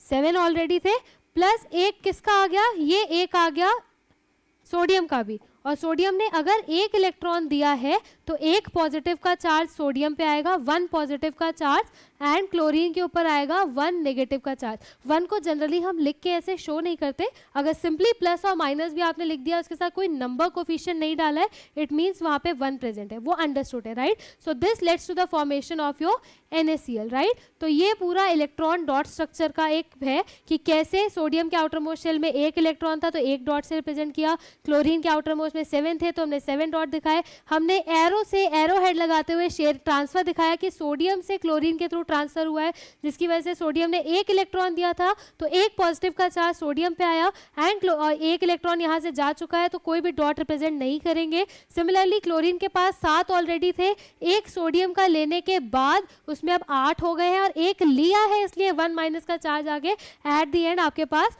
सोडियम क्लोराइड का फॉर्मेशन हुआ है, right. So this is your electron dot structure for this. I hope ये इजी लगा होगा। Moving on to the next example, ये सब आप साथ ही साथ करते रहो, आपके लिए इजी हो जाएगा समझना भी, राइट। सो नेक्स्ट आता है कैल्शियम ऑक्साइड। सबसे पहला स्टेप, चलिए इसकी भी बात करते हैं। सबसे पहला स्टेप आपको क्वेश्चन में दिया है इलेक्ट्रॉन डॉट स्ट्रक्चर आपको बनाना है कैल्शियम ऑक्साइड का। फॉर्मूला लिखेंगे कैल्शियम का Ca, ऑक्साइड का O, हमें फॉर्मूला पता है। नेक्स्ट स्टेप में हम आए, हमने टेबल को रेडी करा, टेबल में हमने देखा कैल्शियम एलिमेंट इंक्लूड होगा इसके कंपाउंड के फॉर्मेशन में, और ऑक्सीजन इंक्लूड होगा। हम आते हैं एटॉमिक नंबर पे, तो भाई क्या क्या एटॉमिक नंबर है, चलिए देखते हैं। कैल्शियम का हमें पता है एटॉमिक नंबर कितना होता है, what is the atomic number for the calcium. So calcium का हमें पता है कि क्या होता है 20, राइट। 20th एलिमेंट हमारा एटॉमिक नंबर क्या आया, कैल्शियम का एटॉमिक नंबर 20, ऑक्सीजन का हमें पता है 8। अगर नियरेस्ट नोबल, चलो इलेक्ट्रॉनिक कॉन्फ़िगरेशन करेंगे इसी का, सो 20 को अगर करेंगे तो हमें पता है पहले शेल में 2 आते हैं, नेक्स्ट शेल में 2 अब चले गए, 20 - 2 18, 8 से बड़ा है, हमने 8 फिल कर दिया नेक्स्ट शेल में। अभी भी 2 + 8 10, 10 अगर माइनस करें 20 से, अभी भी 10 इलेक्ट्रॉन फिल करना बचा हुआ है जो कि 8 से बड़ा है, तो यानी कि इसमें भी 8 फिलअप हो सकते हैं। अब 8 और 8 16 17 18, 18 इलेक्ट्रॉन्स हमने फिल कर दिए, टोटल थे 20, बचे कितने 2, तो नेक्स्ट शेल में कितने आ गए 2। तो ऑक्सीजन के वैलेंस इलेक्ट्रॉन कितने हैं हमारे पास, 2 वैलेंस है। सिमिलरली ऑक्सीजन का फिल करें जो कि 8 नंबर पे है, तो फर्स्ट शेल में 2 फिल किए, बचे 6, वो हमने नेक्स्ट शेल में डाल दिए। तो ऑक्सीजन का वैलेंस इलेक्ट्रॉन है 6 और कैल्शियम के है 2। अब यहाँ पे अगर स्टेबल होने की बात करें तो पहले हम नियरेस्ट नोबल गैस को देखेंगे। नियरेस्ट नोबल गैस कैल्शियम के जस्ट पास में 18th नंबर पे कौन सी आती है, आर्गन। आर्गन हो गई 18th नंबर पे, एंड ऑक्सीजन के जस्ट पास में कौन सी आती है जो 10th नंबर पे थी, राइट, नियॉन। सो अगर हम इन दोनों से कंपेयर करें, पहले हम कैल्शियम और आर्गन को कंपेयर करते हैं। आर्गन हमारा 18th नंबर पे, कैल्शियम 20 पे। अगर 20 को 18 बनाना है क्या करना पड़ेगा, -2। तो सिंपली कैल्शियम को स्टेबल होने के लिए माइनस करना है, यानी कि लूज करना है कितना, 2 इलेक्ट्रॉन्स। एंड सिमिलरली ऑक्सीजन 8 पे है, नियॉन 10 पे है। 8 को 10 पे बनाने के लिए क्या करना है, +2, प्लस मीन्स गेन। तो ऑक्सीजन को स्टेबल होने के लिए गेन करने पड़ेंगे कितने, 2 इलेक्ट्रॉन। कैल्शियम 2 लूज करेगा, ऑक्सीजन 2 गेन करेगा। एक को जरूरत है गेन की 2 इलेक्ट्रॉन्स के, एक को 2 लूज करने की। क्या होगा, सिंपली हमें पता है दोनों में होगी, दोनों में ट्रांसफर होगा। अब किससे किस में होगा, अब हम वो देखते हैं। तो सबसे पहले एलिमेंट डॉट स्ट्रक्चर बनाने के लिए हमने लिखा एक element, that was calcium. Calcium में आउटर मोस्ट शेल में थे 2 इलेक्ट्रॉन, हमने 2 डॉट से कैल्शियम के इलेक्ट्रॉन्स को दिखाया, राइट। फिर दूसरा एलिमेंट अगर हम देखें, उसको ऐड कर, उसको साथ कौन सा कंबाइन कर रहे हैं हम, ऑक्सीजन, जिसके आउटर मोस्ट कितने थे 6 थे। तो हमने 6 डॉट से ऑक्सीजन के आउटर मोस्ट जो इलेक्ट्रॉन्स हैं उनको रिप्रेजेंट करा विद 6 डॉट, ठीक है। अब इसके पास 2 है, इसके बाद 6 है, इसे 2 लूज करने थे कैल्शियम को, तो ये अपने 2 इलेक्ट्रॉन्स उठा के ऑक्सीजन को दे देगा, और इसे 2 चाहिए थे वो उसे मिल गए। सो अगर अब हम इस पूरे की बात करें तो ये कैसे फॉर्म हुआ, जब कैल्शियम ने अपने 2 दे दिए तो कैल्शियम के पास क्या कुछ बचेगा, क्या कैल्शियम के पास कोई डॉट स्ट्रक्चर में डॉट दिखाने के लिए बचे हैं, नहीं बचे। ऑक्सीजन के पास जब ये 2 ऑक्सीजन के पास चले गए, 6 ऑलरेडी ऑक्सीजन के पास थे, 1 2 3 4 5 6 ऑलरेडी थे, प्लस 2 कैल्शियम वाले भी अब आ गए, 8 हो गए, राइट। ये आ गया ऑक्सीजन का, इसके पास 2 थे, उसने उठा के ऑक्सीजन को दे दिए, 6 ऑलरेडी ऑक्सीजन के पास से 2 और आ गए। इसके पास ये 2 जा चुका है तो 8, ये स्टेबल, इसके पास 2 आके 6 भी बन गया, 8 ये भी स्टेबल, राइट। अब चार्जेस की अगर हम बात करें तो जो दे रहा है हमने पढ़ा था बड़ा है, ऑक्सीजन ने दिया है तो प्लस का चार्ज आएगा, पर कितना, +2 का, +2 का चार्ज आएगा कैल्शियम पे, एंड 2 इलेक्ट्रॉन्स ऑक्सीजन ने लिए हैं तो -2 का चार्ज आएगा ऑक्सीजन पे। इक्वल चार्जेस होने बहुत इंपॉर्टेंट है स्टेबल होने के लिए, जितने पॉजिटिव चार्ज है उतना ही नेगेटिव चार्ज होना जरूरी है। तो कैल्शियम पे अगर +2 था तो ऑक्सीजन पे भी -2 का जा रहा है, एंड शेयरिंग थी, इस वजह से चार्जेस प्लस माइनस के हैं, ठीक है। जो देने वाला है उस पर पॉजिटिव, लेने वाले पे माइनस, तो ये दोनों मिलके एक स्टेबल फॉर्म में क्या फॉर्म कर रहे हैं, CaO, that is calcium oxide, right, calcium, ठीक है। सो कैल्शियम ऑक्साइड फॉर्म कर रहे हैं। चार्जेस को हम शो नहीं करते हैं, सिंपली इसे हम CaO, +2 -2 दोनों कैंसिल आउट हो गए, बचा क्या CaO, which is your calcium oxide, calcium oxide. So I hope ये चीज क्लियर हुई होगी कि कैसे डॉट स्ट्रक्चर बना है कैल्शियम ऑक्साइड का, right. Moving on to text, Mg magnesium chloride, शुरू करते हैं फटाफट से, इसको भी बनाएंगे। Magnesium chloride, step 1, write down the formula, that is MgCl2। Ma'am formula कैसे हमें पता चलेगा, प्रैक्टिस से आएगा, यहाँ से भी आप देख सकते हो। अगर फॉर्मूला वहाँ से नहीं समझ में आ रहा है, यहाँ से देखो। मैग्नीशियम किस नंबर पे आता है, मैग्नीशियम किस नंबर पे आता है, 12th नंबर पे आता है, राइट।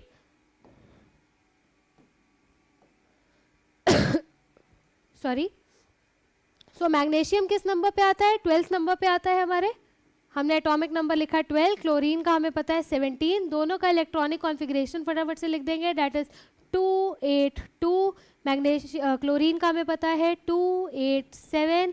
नियरेस्ट नोबल गैस कौन कौन सी है भाई? मैग्नीशियम 12th नंबर पे है, तो 10 पास में है कि 18 पास में है? 10 पास में है। 10th नंबर पे हमें पता है नियॉन आता है। क्लोरीन की नियरेस्ट नोबल गैस 17 से 18 पास में है कि 10 पास में? सी, अगर आप पीरियोडिक टेबल 20 एलिमेंट्स में देखोगे तो 2, 10 एंड 18 ग्रुप के एलिमेंट्स इसी से एटॉमिक नंबर पे ही आएंगे। 18 ग्रुप के एलिमेंट्स 2, 8 और 18 पे आएंगे। 2 पे हमारे पास हीलियम होता है, 10th एटॉमिक नंबर पे हमारे पास नियॉन है, एंड 18 पे हमारे पास होता है आर्गन, राइट। सो यही हमारी गैस स्टेबल गैसेज है जिनका नियरेस्ट अब हमें देखना है कि 10 है कि 18 है। तो मैग्नीशियम 12th नंबर पे था, तो 12 के पास 10 होता है कि 18 होता है? 10 होता है, तो 10th नियॉन हमारी नियरेस्ट हो गई मैग्नीशियम की। क्लोरीन 17 नंबर पे था, तो 17 से 18 जस्ट पास में पड़ेगा कि 10 ज़्यादा पास में पड़ेगा? तो 18 पास में पड़ेगा, इसलिए नियरेस्ट नोबल गैस हो गई 18। एक बार अगर आपको पीरियोडिक टेबल याद हो गई ना बेटा, तो ये सब चीज़ें आपको बहुत इजी लगेंगी। तो पीरियोडिक टेबल याद करना सभी के लिए बहुत इंपॉर्टेंट है। सो ये हमने नियरेस्ट नोबल गैसेस देखी। अब अगर हम कंपेयर करें, यहाँ 12 है, यहाँ 10 है। 12 को 10 बनाने के लिए क्या करना है? -2 करना है, यानी कि 2 इलेक्ट्रॉन्स को हमें लूज करना है, ठीक है। क्लोरीन को 17 को 18 बनाने के लिए क्या करना है? 1 इलेक्ट्रॉन प्लस गेन करना पड़ेगा, राइट। अब मैम आपने तो बोला था कि अगर 2 लूज करेगा देगा तो लेने के लिए भी 2 लोग होने चाहिए। इसी के लिए क्या करना है, अब यहाँ पे ध्यान से समझेंगे MgCl का। पहले हम मैग्नीशियम का डॉट स्ट्रक्चर रेडी करते हैं। मैग्नीशियम के आउटर मोस्ट शेल में हमने देखा 2 थे, हमने 2 डॉट्स बना के 2 वैलेंस इलेक्ट्रॉन्स मैग्नीशियम के शो किए। क्लोरीन का हमें पता है 7 था आउटर मोस्ट में, हमने 7 पहले क्लोरीन के भी डॉट्स बना लिए। 1 2 3 4 5 6 7। अब क्लोरीन को स्टेबल होने के लिए 1 इलेक्ट्रॉन चाहिए था। मान लेते हैं कि मैग्नीशियम ने अपना 1 इलेक्ट्रॉन ये वाला क्लोरीन को दे दिया। मैग्नीशियम के पास तो अभी भी 1 बच गया, और क्या अभी भी 1 इलेक्ट्रॉन से वो 1 दे के स्टेबल होगा? नहीं, मैग्नीशियम को स्टेबल होने के लिए कितने लूज करने थे? 2। यहाँ पे तो वो 1 ही कर रहा है, राइट। सो अब यहाँ पे 1, इसलिए अब अगर उसे 2 लूज करके ही स्टेबल होगा, और क्लोरीन 1 लेके, ये वाला क्लोरीन तो स्टेबल हो गया, इसने 1 ले लिया, बट मैग्नीशियम के पास अभी भी 1 एक्स्ट्रा बच रहा है। तो इसके लिए एक और क्लोरीन का एटम आएगा जिसके पास भी 7 इलेक्ट्रॉन्स ही वैलेंस में होंगे। वैलेंस इलेक्ट्रॉन्स इसके पास भी 7 ही होंगे, right. Chlorine and 1 2 3 4 5 6 and 7 electrons इसके पास भी, 7 इसके पास भी। मैग्नीशियम ने अपना 1 इस Cl को दे दिया, 1 इस Cl को दे दिया। अब क्या सब स्टेबल हुए? इस क्लोरीन के पास 1 मिलते ही 8 हो गया, इसके पास भी 8 हो गए, इस मैग्नीशियम के भी दोनों लूज हो चुके हैं। तो यानी कि ये एक स्टेबल पूरा फॉर्म हो रहा है। देन अब चार्जेस की अगर बात करें, सो ओवरऑल चार्जेस बेटा क्या है? मैग्नीशियम की अगर हम बात करें तो क्या मैग्नीशियम के पास अब कोई डॉट बचा है? यहाँ पे इलेक्ट्रॉन बचा है? नहीं बचा है, तो इसको ऐसे ही रखेंगे। क्लोरीन की अगर हम बात करें तो क्लोरीन के पास ऑलरेडी कितने थे? 7 थे। 1 2 3 4 5 6 7। और ये वाले क्लोरीन के पास भी कितने थे? 7 थे, ऑलरेडी 7 थे। और क्या हुआ? अब मैग्नीशियम का भी 1 इसके पास गया, 1 इसके पास गया, 8 हो गए। सो ओवरऑल अगर हम देखें इन दोनों को कंबाइन करने पे, मैग्नीशियम ने तो 2 इलेक्ट्रॉन दिए हैं तो +2 का चार्ज आएगा।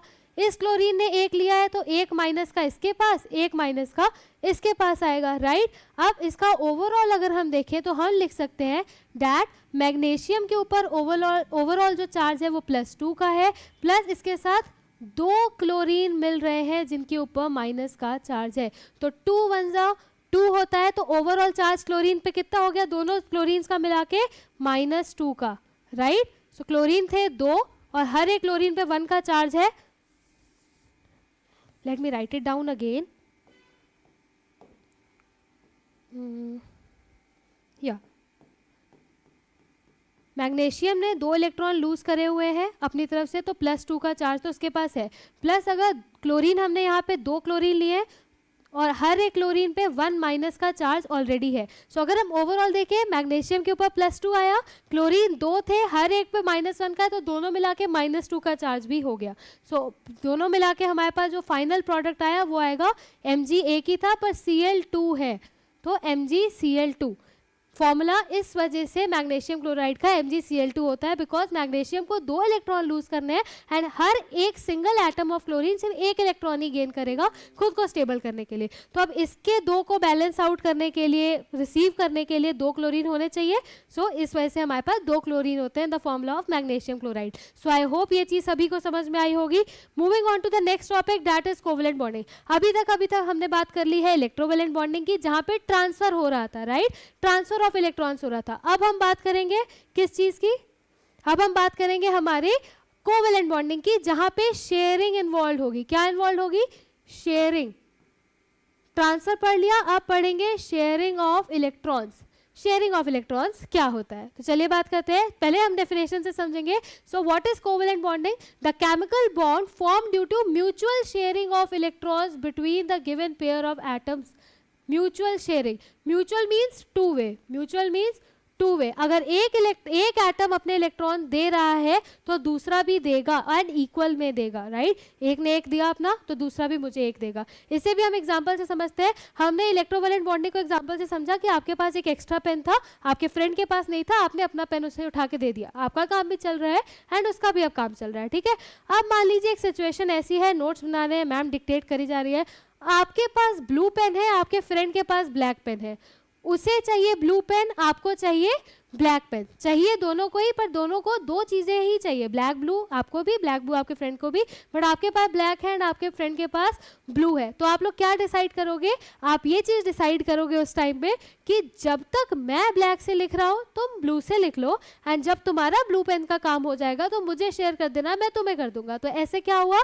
शेयरिंग हुई, राइट। कि आपने अपना ब्लैक पेन उसे भी दिया है, उसके पास भी ब्लैक ब्लू का काम हो गया, उसने अपना ब्लू पेन आपको दिया है एंड आपका भी ब्लैक एंड ब्लू पेन का यूसेज का काम हो गया। सो इक्वल शेयरिंग हुई है। एक पेन आपका दिया, आपने दिया है, तो एक उसने भी दिया है, राइट। तो ये कैसी शेयरिंग हुई? म्यूचुअल शेयरिंग हुई। सो शेयरिंग ऑफ पेन, ये एग्जांपल याद रखना कोवेलेंट के लिए। वहां पे आप पेन शेयर कर रहे थे पूरा। शेयरिंग ऑफ एक्स्ट्रा पेन, आपके पास जब एक्स्ट्रा पेन था तो आप वहां दे रहे थे, ट्रांसफर कर देते कि पूरा तुम रख लो, क्लास के बाद देना। बट यहाँ पे क्या है? क्लास के दौरान आप लगातार चेंज कर रहे हो, ब्लैक अपना दे रहे हो, ब्लू ले रहे हो, फिर ब्लैक दे रहे हो, ब्लू ले रहे हो, ये लगातार शेयरिंग चल रही है। तो जहाँ पे शेयरिंग का कॉन्सेप्ट आएगा that is your covalent bonding, and जहाँ पे ट्रांसफर की बात आएगी कि आपके पास एक्स्ट्रा था, आपने दे दिया, वो आपकी होती है electrovalent bonding, right. So chemical bond form due to mutual sharing of electron between given pair of non metallic elements. Non metallic, yes, वहां पे क्या था? मेटेलिक से नॉन मेटेलिक के बीच में, कैटायन से एनायन के बीच में हो रहा था। यहाँ पे जनरली क्या होता है? नॉन मेटेलिक के बीच में ही शेयरिंग ऑफ इलेक्ट्रॉन्स होते हैं। एंड कैसे कोवेलेंट बॉन्ड्स फॉर्म होते हैं? सिंगल, डबल और ट्रिपल। सिंगल, डबल और ट्रिपल। मैम ये सिंगल, डबल और ट्रिपल क्या है? सो ये अभी आप आगे भी देखोगे एग्जांपल्स में। बेसिकली क्या होता है? अगर किसी एक, मान लीजिए 2 एटम्स है, लेट सपोज एक्स और वाई है, दोनों के बीच में शेयरिंग हो गई है। अगर एक्स ने अपना एक पेन दिया है, ब्लू दिया है, तो ब्लैक भी मिल रहा है, एक पेन की शेयरिंग हुई, तो एक्स और वाई के बीच में सिंगल बॉन्ड फॉर्म हुआ। लेट सपोज ऐसे ही दो एटम से X and Y, and 2 electron अगर एक्स अपने वाई को दे रहा है तो वाई भी 2 इलेक्ट्रॉन एक्स को दे रहा है, दो की शेयरिंग हुई तो डबल बॉन्ड। एंड इसी तरीके से अगर 3 की शेयरिंग होती है तो that forms your triple bond. So I hope ये क्लियर हुआ होगा कि अगर mutual sharing, mutual is two way, दोनों एटम्स मिलके शेयर कर रहे हैं अपने इलेक्ट्रॉन्स को, तो वो केस होता है शेयरिंग वाला कौन सा? कोवेलेंट बॉन्डिंग का, जहां पे म्यूचुअल शेयरिंग इन्वॉल्व है एंड सिंगल, डबल या ट्रिपल बॉन्ड्स फॉर्म होते हैं, right. Formation of covalent bonds की अगर बात करें, so it involves mutual sharing of electrons. एक एलिमेंट ने दिया है तो दूसरा भी देगा, दोनों तरफ से शेयरिंग होती है। एंड कोवेलेंसी क्या आता है ये देखेंगे, the number of electron pairs which an atom share with 1 और मोर एटम्स ऑफ सेम और different kind to achieve stable configuration. तो कोवेलेंसी मतलब जितने पेयर ऑफ इलेक्ट्रॉन्स हमारा जो एटम है वो शेयर कर रहा है दूसरे एटम के साथ खुद को स्टेबल करने के, that refers to your covalency, right. Moving on to, अच्छा, कोवेलेंट कंपाउंड्स। अब कोवेलेंसी से हमने पढ़ा था पहले कि कोवेलेंट बॉन्डिंग से कैसे कंपाउंड फॉर्म होते हैं, कोवेलेंट कंपाउंड्स फॉर्म होते हैं। कोवेलेंट कंपाउंड्स होते हैं आपके 2 तरीके के, पहला है non polar covalent compounds and दूसरा है polar covalent compounds. Non polar की अगर हम बात करें, so when shared pair of electrons are equally distributed, focus on this word, equally distributed between 2 atoms and there is no charge separation, कोई भी charge separation नहीं हो रहा है। जब इक्वली जो है दो कंपाउंड्स है वो इक्वल नंबर ऑफ इलेक्ट्रॉन्स को शेयर करें आपस में, लाइक हाइड्रोजन हाइड्रोजन के बीच में। अगर हाइड्रोजन मॉलिक्यूल की बात करें डेट इज H2, तो अगर इस हाइड्रोजन के पास एक इलेक्ट्रॉन था, इस हाइड्रोजन के पास भी एक इलेक्ट्रॉन था, दोनों को अपने आउटर ड्यूप्लेट रूल के अकॉर्डिंग आउटर मोस्ट में दो दो चाहिए, राइट। तो इसने बोला आप मेरा ले लो एक, आपके पास भी दो हो जाएंगे, एंड उसने बोला आप भी मेरा एक ले लो, आपके पास भी दो हो जाएंगे। तो दोनों में म्यूचुअल शेयरिंग तो हुई है, कितने कितने इलेक्ट्रॉन्स की, एक एक के इलेक्ट्रॉन्स की इक्वल डिस्ट्रीब्यूशन हुआ है, HH है ना। इस हाइड्रोजन ने भी अपना एक इलेक्ट्रॉन उसके साथ शेयर किया दूसरे वाले से, एंड दूसरे वाले ने भी पहले हाइड्रोजन से एक इलेक्ट्रॉन को शेयर किया है। म्यूचुअल शेयरिंग हुई है, इक्वल डिस्ट्रीब्यूशन हुआ है, एंड कोई भी किसी तरीके का चार्ज नहीं आया है। ओवरऑल चार्ज, ये बात पे ध्यान रखना है कि किसी भी तरीके का चार्ज एटम पे नहीं आता है in case of non polar covalent compound. Examples में hydrogen, oxygen, chlorine and nitrogen, इन सभी के आपके मॉलिक्यूल्स आते हैं, right. Similarly polar covalent compounds क्या होते हैं? So polar covalent compounds are those when shared pair of electrons are unequally distributed between two atoms and there is a charge separation. जब अनइक्वल डिस्ट्रीब्यूशन होता है किसका? Electrons का। जैसे कि अगर आप बात करो वाटर की तो HOH, इस तरीके से अभी आप आगे देखोगे एग्जांपल्स में जब हम प्रैक्टिस करेंगे, जो बॉन्ड फॉर्म होता है कोवेलेंट का वाटर का, इस तरीके से आप बॉन्ड फॉर्मेशन देखोगे, जहाँ पे ऑक्सीजन अपना एक इलेक्ट्रॉन इस वाले से, ओवरऑल अगर देखें तो ऑक्सीजन अपना एक इलेक्ट्रॉन इस वाले हाइड्रोजन से शेयर कर रहा है और एक उसका ले भी रहा है, और इस वाले से भी ऑक्सीजन एक दे रहा है एंड एक ले रहा है, राइट। बट अगर आप देखो तो ऑक्सीजन ओवरऑल अपने दो इलेक्ट्रॉन्स दे रहा था, बट इस हाइड्रोजन ने अपना एक दिया, इसने भी एक दिया, अनइक्वल है, राइट। सिंगल इंडिविजुअल एलिमेंट्स को देखें तो 1 2 1 ये रेशियो चल रहा है, तो ये पोलर का हो गया। एंड अगर आप यहाँ देखो तो यहाँ पे एलिमेंट्स के ऊपर एक थोड़ा सा चार्ज भी आता है, जिसे हम बेसिकली पोल्स कहते हैं, पोलर वर्ड वहीं से आ रहा है, थोड़ा सा there is a charge separation of these elements as well. तो ऐसे एलिमेंट्स जहाँ पे चार्ज सेपरेशन है एंड अनइक्वल डिस्ट्रीब्यूशन होता है, वो होते हैं हमारे पोलर कोवेलेंट कंपाउंड्स। एग्जांपल्स में water, ammonia, hydrochloride, right. Moving on to, अगर हम बात करते हैं, चलिए प्रैक्टिस करेंगे कोवेलेंट बॉन्डिंग की, तो नॉन पोलर में हमारे पास सबसे पहले आता है हाइड्रोजन। बनाना क्या है? इलेक्ट्रॉन डॉट स्ट्रक्चर से शो करना है। अभी easy trick step by step हम डिस्कस कर चुके हैं कि कैसे बनाते हैं, वही सेम प्रोसेस में भी हाइड्रोजन की अगर हम बात करें, कौन सा एलिमेंट इन्वॉल्व होगा इसमें? हाइड्रोजन इन्वॉल्व होगा। हाइड्रोजन का एटॉमिक नंबर क्या होता है? 1 होता है। नियर अगर इसका इलेक्ट्रॉनिक कॉन्फ़िगरेशन लिखें तो सिंपल पहले शेल में 1 आ गया। अब नियरेस्ट नोबल गैस हमें देखें तो 20 एलिमेंट्स तक की नियरेस्ट नोबल गैसेस कौन कौन सी थी?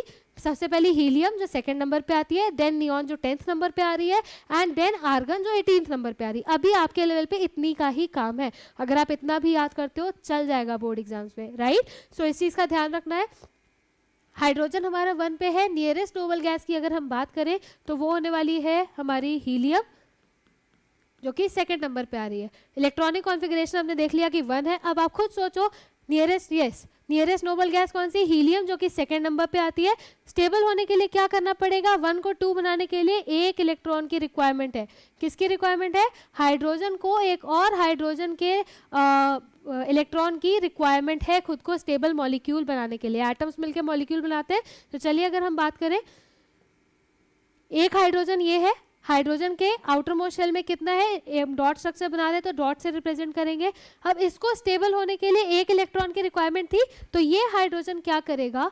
एक और हाइड्रोजन एटम के से ही कंबाइन करेगा, एंड उसके पास भी हमारे पास कितने इलेक्ट्रॉन होंगे? 1 ही होगा आउटर मोस्ट में। अब हमें पता है हाइड्रोजन का कोई भी एटम हो, स्टेबल होने के लिए एक की रिक्वायरमेंट है, चाहे ये वाला हाइड्रोजन हो चाहे ये वाला, दोनों को ही एक एक इलेक्ट्रॉन्स की रिक्वायरमेंट थी। तो ये क्या करेंगे? आपस में शेयरिंग करेंगे। कैसे शेयरिंग करेंगे? ये हाइड्रोजन इस वाले हाइड्रोजन से एक लेगा, कंबाइन होके 2 बन जाएंगे, दोनों आ गए। एंड ये वाला हाइड्रोजन एक दे रहा है तो दूसरे से भी एक लेगा, एंड दोनों मिलकर क्या फॉर्म करेंगे? इस हाइड्रोजन ने भी अपना एक दिया और उसने भी एक दिया, तो दोनों हाइड्रोजन के बीच में, हाइड्रोजन के इस मॉलिक्यूल के बीच में सिंगल कोवेलेंट बॉन्ड का फॉर्मेशन होगा। सिंगल एक एक है, एक एक हाइड्रोजन के इलेक्ट्रॉन्स की शेयरिंग हुई है, तो सिंगल कोवेलेंट बॉन्ड का फॉर्मेशन होगा, right. So I hope this is clear. Easy, बहुत इजी था, मैं मुझसे ज़्यादा इजी था ट्रांसफ़र से। ट्रांसफ़र में आपका एरो आता है जहाँ पे आप ट्रांसफ़र शो करते हो एक से दूसरे पे, बट जब आपको शेयरिंग शो करनी होगी तो शेयरिंग का केस कैसा होता है? इस हाइड्रोजन ने इसका एक लिया, देखिए दोनों के पास 2 आ गए, हीलियम जैसा बन गया, एक की रिक्वायरमेंट थी इसने भी कर लिया, एंड इस हाइड्रोजन ने भी इसके साथ कंबाइन करके एक, तो ये डॉट स्ट्रक्चर हो गया एंड ओवरऑल दोनों के बीच में सिंगल कोवेलेंट बॉन्ड का फॉर्मेशन हुआ, right. So moving on to the next example, एक और एग्जांपल देखते हैं क्लोरीन का। क्लोरीन के केस में कौन सा क्लोरीन आएगा, 17th एटॉमिक नंबर है। अगर हम इसका इलेक्ट्रॉनिक कॉन्फ़िगरेशन करें तो 2,8,7, पहले शेल में 2 फिर 8 फिर 7 मिला के 17। नियरेस्ट नोबल गैस कौन सी है, आर्गन है। 17 के जस्ट पास 10 है कि 18 है, that's why we are taking argon जिसका एटॉमिक नंबर 18 होता है। अब क्लोरीन एटॉमिक नंबर 17 था, नियरेस्ट नोबल गैस 18 की तरह वो बनना चाहता है, तो 17 को 18 बनाने के लिए कितने स्टेबल बनाने के लिए कितने इलेक्ट्रॉन्स की रिक्वायरमेंट है, एक इलेक्ट्रॉन की रिक्वायरमेंट है। सो रिक्वायरमेंट यहाँ पे लिखेंगे हम, कितने की रिक्वायरमेंट है, 1 इलेक्ट्रॉन रिक्वायरमेंट है। तो क्लोरीन का भी जल्दी से स्ट्रक्चर देख लेते हैं। क्लोरीन के आउटर मोस्ट शेल में 7 थे, इस क्लोरीन के आउटर मोस्ट शेल में हमने 7 बनाए, 6 एंड 7। सिमिलरली अब इसको एक की रिक्वायरमेंट है, तो क्या करेगा, ये क्लोरीन एक और क्लोरीन के एटम के साथ शेयरिंग करेगा इलेक्ट्रॉन्स की। उस क्लोरीन के भी आउटर मोस्ट शेल में 7 इलेक्ट्रॉन्स होंगे, 7 इसके पास थे, एक इसे भी चाहिए स्टेबल होने के लिए, 7 इसके पास है, एक इसे भी चाहिए स्टेबल होने के लिए। सो दोनों मिलके क्या करेंगे, ये क्लोरीन अपने 7 एंड 1 8 स्टेबल हो गया। ऑक्टेट रूल के हिसाब से आउटर मोस्ट शेल में 8 इलेक्ट्रॉन हो गए। सिमिलरली ये वाला क्लोरीन भी 7 थे एंड आउटर मोस्ट शेल में इससे भी अब 8 हो गए, एक दिया था तो एक ले भी लिया। दोनों मिला के अगर आप देखोगे, अगर हम इसे बॉन्ड्स के थ्रू शो करें कैसा बॉन्ड फॉर्म हुआ, तो क्लोरीन क्लोरीन, 2 क्लोरीन थे हमारे पास, दोनों क्लोरीन के बीच में एक एक इलेक्ट्रॉन की शेयरिंग हुई है, एक इसने इसको अपना दिया और एक इस वाले क्लोरीन ने अपना एक इसको दिया, तो सिंगल कोवेलेंट बॉन्ड फॉर्म हुआ। क्लियर, बस इलेक्ट्रॉन डॉट स्ट्रक्चर में आपको इतना ही शो करना है, राइट। सो ये और ये फॉर्म होके आ गया हमारे पास Cl2। Clear, I hope this is clear to you all, समझ में आ रहा होगा सबको, इजी लग रहा होगा, राइट। नेक्स्ट ऑक्सीजन की बात करते हैं। ऑक्सीजन का कैसे बनेगा, बहुत इजी है। ऑक्सीजन नंबर 8 पे आता है। इलेक्ट्रॉनिक कॉन्फ़िगरेशन जल्दी से लिखेंगे, 2,6। नियरेस्ट नोबल गैस कौन सी है, जो 8 से छोटा नंबर 2 जो नियरेस्ट नोबल गैस होगी, या फिर 10, इधर से देखोगे तो 2, इधर से देखोगे तो 10, तो ज़्यादा पास में कौन सा है 8 के, 10 या 2, 10, तो नियरेस्ट नोबल गैस है नियॉन जो 10th नंबर पे है, ऑक्सीजन 8th नंबर पे है। 8 को 10 बनाने के लिए क्या कितने इलेक्ट्रॉन्स की रिक्वायरमेंट है, 2 इलेक्ट्रॉन्स की रिक्वायरमेंट है, राइट। सो क्या करेगा ऑक्सीजन का, जल्दी से देखते हैं फटाफट से। अगर इसकी प्रैक्टिस कर ली ना, आपके लिए भी बनाना उतना ही ईजी होएगा। तो ऑक्सीजन के आउटर मोस्ट शेल में 6 है, हमने 6 डॉट से पहले तो ऑक्सीजन को शो कर लिया, 1 2 3 4 5 एंड 6। इस ऑक्सीजन को स्टेबल होने के लिए 2 चाहिए। ये क्या करेगा, एक और ऑक्सीजन का एटम लेगा एंड उसके आउटर मोस्ट में भी 6 इलेक्ट्रॉन्स होंगे। अब इस ऑक्सीजन को भी स्टेबल होने के लिए कितने चाहिए, 2 इलेक्ट्रॉन्स चाहिए। इस ऑक्सीजन को भी स्टेबल होने के लिए 2 इलेक्ट्रॉन चाहिए। ये क्या करेगा, 6 और उसके 2 लेके खुद को 8 कंप्लीट करेगा, स्टेबल हो गया। अब 8 हो गया, इसके पास भी स्टेबल हो गया, राइट, 2 इलेक्ट्रॉन। और ये वाला ऑक्सीजन अब 2 दे रहा है तो 2 लेगा भी, तो वो दूसरे ऑक्सीजन से 2 इलेक्ट्रॉन्स ले लेगा। And then at the end हमारे पास जो फॉर्म होके आया क्या होगा, ऑक्सीजन। इन दोनों ऑक्सीजन के बीच में कैसा कोवेलेंट बॉन्ड, शेयरिंग हुई है, ऑफ कोर्स कोवेलेंट बॉन्ड होगा। 2 ले रहा था तो दूसरा भी 2 दे रहा था, दूसरे ने भी 2 दिए हैं, इसने भी दिए हैं, ऑफ कोर्स दोनों के बराबर इक्वल शेयरिंग हुई है। अब कितना कैसे पता चले कौन सा बॉन्ड फॉर्म हुआ है, जितने इलेक्ट्रॉन्स की शेयरिंग हुई है। सो अगर हम देखें तो ऑक्सीजन के बीच में इस ऑक्सीजन ने भी अपने 2 इलेक्ट्रॉन्स दिए हैं, इस वाले ऑक्सीजन ने भी अपने 2 ही इलेक्ट्रॉन्स दिए हैं, तो दोनों के बीच में डबल कोवेलेंट बॉन्ड का फॉर्मेशन होगा। ऑक्सीजन के बीच में डबल कोवेलेंट बॉन्ड का फॉर्मेशन होगा। एंड जो ओवरऑल मॉलिक्यूल बन के आता है स्टेबल स्टेट में ऑक्सीजन का, इसी वजह से वो हमारा होता है O2। Clear, I hope this is clear. ये सब चीज़ें आप लोग साथ ही साथ अपनी नोटबुक में प्रैक्टिस करते जाइए, ताकि आपको कहीं पे भी डाउट हो, just let me know in the comment section. Next class में या लाइव सेशन जो हमारे होंगे वहाँ पे हम इन सभी डाउट्स को क्लियर करेंगे एंड इन सब की प्रैक्टिस भी करेंगे। Okay, next moving on, carbon tetrachloride. अरे मैम अभी तक तो इजी था, ये अचानक से क्या आ गया, कोई बात नहीं। एक और नॉन पोलर का एग्जांपल है, देखते हैं कैसे। कार्बन टेट्राक्लोराइड, क्या नाम सामने आ रहा है, कार्बन समझ में आ रहा है, टेट्रा वर्ड को भी एकदम छोड़, वैसे टेट्रा मीन्स 4 एंड क्लोराइड आ रहा है क्लोरीन के लिए, ठीक है।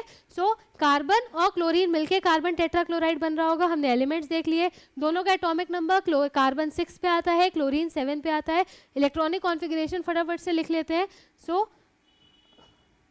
कार्बन का अगर हम लिखें तो कार्बन 6 पे यानी कि 2 बचा 4, 6 हो गया टोटल मिला के। एंड क्लोरीन का लिखें तो 2 8 7, राइट। दोनों का हमने इलेक्ट्रॉनिक कॉन्फ़िगरेशन लिखा। नियरेस्ट नोबल गैसेस से कंपेयर करें तो कार्बन 6 नंबर पे है, उसके नियरेस्ट आएगी 10th नंबर वाली नियॉन, एंड क्लोरीन जो 17 नंबर पे है उसके नियरेस्ट आएगी 18 नंबर वाली आर्गन। दोनों ही हमने नियरेस्ट नोबल गैसेस से कंपेयर किया। नियॉन जो कि 10th नंबर पे आ रहा था, आर्गन जो कि 18 नंबर पे आ रहा है। अब कार्बन 6 वाला है, 10 बनाने के लिए क्या करना होगा, क्या रिक्वायरमेंट है कार्बन को स्टेबल करने की, कि वो 4 इलेक्ट्रॉन कहीं से गेन करे। एक कार्बन के एटम को, एक carbon, listen to me very carefully, एक कार्बन के एटम को स्टेबल होने के लिए 4 इलेक्ट्रॉन्स की रिक्वायरमेंट है। सिमिलरली एक क्लोरीन के एटम को स्टेबल होने के लिए कितनी, एक इलेक्ट्रॉन की रिक्वायरमेंट है, राइट। कार्बन के एक को चाहिए 4, क्लोरीन के एक को चाहिए 1। सो अगर हम बात करें यहाँ के इलेक्ट्रॉन डॉट स्ट्रक्चर की, सबसे पहले हम लिखेंगे कार्बन। कार्बन के आउटर मोस्ट शेल में 4 इलेक्ट्रॉन्स है, फटाफट से 4 डॉट से इसको रिप्रेजेंट करेंगे, 1 2 3 4। अच्छा, अब 4 की रिक्वायरमेंट भी है तो और एक क्लोरीन को रिक्वायरमेंट है 1 की। तो यहाँ पे अगर केस शेयरिंग वाला है तो आप खुद सोचो, अगर एक क्लोरीन को चाहिए तो उसे 1 देना भी पड़ेगा। तो अगर एक क्लोरीन 1 लेगा तभी तो 1 देगा कार्बन को। क्लोरीन एक अपना इलेक्ट्रॉन दे सकता है, राइट। क्लोरीन 1 चाहिए तो 1 देना भी होगा क्लोरीन को। एक क्लोरीन से एक कार्बन का 1 वहां से हो गया, यानी कि एक चीज पूरी हुई, बचे 3 रिक्वायरमेंट और है। एक और क्लोरीन लेंगे इसके फॉर्मेशन में, जिसके 1 मिनट, ओके। सो ये वाला क्लोरीन जिसके आउटर मोस्ट शेल में पहले तो हम 7 बना लेते हैं, जितने हैं 1 2 3 4 5 6 एंड 7। एक और क्लोरीन हम लेंगे 1 2 3 4 5 6 एंड 7। कार्बन टेट्रा क्लोराइड, अभी मैंने बताया कि टेट्रा मीन्स 4, तो 4 क्लोरीन तो यहाँ पे इन्वॉल्व ही है। क्यों इन्वॉल्व है वो समझ में आया, इसलिए इन्वॉल्व है बिकॉज अगर एक क्लोरीन को 1 चाहिए और शेयरिंग का केस है तो उसे 1 देना भी पड़ेगा। कार्बन को 4 चाहिए थे, तो अगर वो अपने 4 क्लोरीन में बांट दे तभी तो वो 4 ले भी पाएगा, राइट। तो शेयरिंग होगी, इस वजह से हम यहाँ पे 4 क्लोरीन लेंगे। अब यहाँ पे अगर हम शेयरिंग पे ध्यान दें कि शेयरिंग कैसे हुई है, तो ऐसे हुई है। इस क्लोरीन ने स्टेबल होने के लिए 7 इसके पास ऑलरेडी थे। क्लोरीन को, हर एक क्लोरीन को स्टेबल होने के लिए सिर्फ 1 इलेक्ट्रॉन की रिक्वायरमेंट है। सो इस क्लोरीन के पास 7 थे, इसने ये कार्बन का 1 लिया, 8 हो गए। अब इस सर्कल में कितने हैं टोटल डॉट्स, कितने हैं, 8 हो गए, स्टेबल हो गया। इस क्लोरीन के पास भी ऑलरेडी 7 थे, ये वाले इसने कार्बन से 1 लेके इस सर्कल में भी 8 हो गया। इस वाले के पास भी 7 थे, 1 लिया, 8 हो गया। इसके पास भी 7 थे, इसने भी 1 लिया और 8 हो गया। ये चीज़ तो समझ में आ गई, क्लोरीन तो सारे हो गए स्टेबल, सभी के पास 8 हो गए। बचा बेचारा कार्बन जिसके पास 4 है, उसे 8 बनने के लिए क्या चाहिए, 4 और चाहिए। तो अगर उसने अपना 1 4 के साथ शेयर किया तो 4 दूसरे भी तो कर रहे होंगे। तो क्लोरीन के 4, ये ऑरेंज डॉट से आप देख सकते हो, वो क्या करेगा, 1 सभी क्लोरीन से भी कार्बन ले लेगा, 1 इससे, 1 इससे, 1 इस क्लोरीन से एंड फ्रॉम दिस वन। तो अब टोटल कार्बन के सर्कल में भी आप ध्यान से देखोगे तो 8 इलेक्ट्रॉन्स है, 1 2 3 4, जो 4 ऑलरेडी कार्बन के थे, एंड 1 2 3 4 जो चारों क्लोरीन से उसने 1 करके लिया। तो अब कार्बन भी स्टेबल है, क्लोरीन भी स्टेबल है। अगर हमें, ये हमारा हो गया इलेक्ट्रॉन का डॉट स्ट्रक्चर, इसको अगर हम बॉन्ड्स के थ्रू शो करें तो बीच में हमारा कार्बन था, इधर भी क्लोरीन है, इधर भी क्लोरीन है, इधर भी क्लोरीन है, इधर भी क्लोरीन है, एंड इस कार्बन ने हर एक क्लोरीन से 1 दिया, 1 लिया, इससे भी, इससे भी, इससे भी, इससे भी। तो सारे कितने, चारों बॉन्ड्स कैसे फॉर्म हुए, चारों जो कार्बन टेट्राक्लोराइड में जो फॉर्म हो रहा है विच इज CCl4, वो कैसे फॉर्म हो रहे हैं, सिंगल कोवेलेंट बॉन्ड्स की फॉर्मेशन हो रही है। So I hope this is clear, ये भी सबको समझ में आया होगा, right. Moving on to the next, water की अगर हम मॉलिक्यूल की बात करें, सभी को वाटर का फॉर्मूला तो ऑफ कोर्स पता है, H2O। H2O की बात करते हैं, H2O में हमारे पास हाइड्रोजन और ऑक्सीजन इन्वॉल्व होता है। फटाफट से 8 एटॉमिक नंबर है, हाइड्रोजन का 1 है हमें पता है, जल्दी से इसका हम इलेक्ट्रॉनिक कॉन्फ़िगरेशन लिखेंगे। ऑक्सीजन का होता है दैट इज योर 2,6 और हाइड्रोजन में 1 है तो simply 1। Nearest noble gases, oxygen के नियरेस्ट होगी नियॉन एंड हाइड्रोजन के नियरेस्ट होगी हीलियम। कंपेयर करेंगे, इसके आउटर मोस्ट में 6 है, इसके आउटर मोस्ट में 8 है, यानी नियॉन नंबर 10 पे आता है, ऑक्सीजन 8 पे। 10 को 8 बनाना है, 2 इलेक्ट्रॉन्स की रिक्वायरमेंट है एंड हाइड्रोजन को हीलियम बनाना है, 1 था, 1 मोर की रिक्वायरमेंट है, राइट। सो 1 इलेक्ट्रॉन इसमें रिक्वायरमेंट है। अब आप खुद सोचो, ऑक्सीजन को 2 चाहिए, हाइड्रोजन को 1 चाहिए, तो सारा मिला जुला के अगर हमारे पास यहाँ पे हम डॉट स्ट्रक्चर बनाते हैं, ऑक्सीजन की बात करें तो पहले हम ऑक्सीजन का लिख लेते हैं, आउटर मोस्ट में 6 इलेक्ट्रॉन्स हैं, 1 2 3 4 6 डॉट से हम रिप्रेजेंट कर लेंगे, राइट। एंड अगर हम हाइड्रोजन की बात करें तो हाइड्रोजन के आउटर मोस्ट की बात करें या कह सकते हैं कि ओवरऑल एक ही है इस हाइड्रोजन के पास भी, यहाँ पे हम 2 हाइड्रोजन लेंगे बिकॉज हर एक हाइड्रोजन के एटम को स्टेबल होने के लिए 1 की रिक्वायरमेंट है, तो वो ऑक्सीजन से 1 ले लेगा और 1 देगा भी। तो ऑक्सीजन के पास 2 चाहिए थे, 1 मिल गया, 1 हाइड्रोजन से 7 हो गए। एक और जब हाइड्रोजन आ जाएगा तो वो उसे मिला के दोनों हाइड्रोजन से 2 इलेक्ट्रॉन अगर वो अपने उन्हें देगा तो 2 लेगा भी, हाइड्रोजन भी इससे स्टेबल होंगे, 2 का अपना आउटर मोस्ट शेल से ऑक्टेट रूल कंप्लीट करके, ड्यूप्लेट रूल कंप्लीट करके sorry, and oxygen octet rule को कंप्लीट करके स्टेबल होगा, राइट। अगर हम अब देखते हैं इसमें शेयरिंग कैसे है। सो हाइड्रोजन के पास 1 था, एक और चाहिए, उसने ऑक्सीजन से 1 लिया। इस हाइड्रोजन के पास भी 1 था, एक और चाहिए, उसने ऑक्सीजन से लिया। 1 लेके दोनों हाइड्रोजन के पास अब 2 हो गए, हीलियम जैसा दिखने लग गया है एंड ये हमारा स्टेबल हो गए। हाइड्रोजन की बात हो गई यहाँ पे। अगर हम बात करें ऑक्सीजन की, ऑक्सीजन को बनना था किसके जैसा, नियॉन जैसा।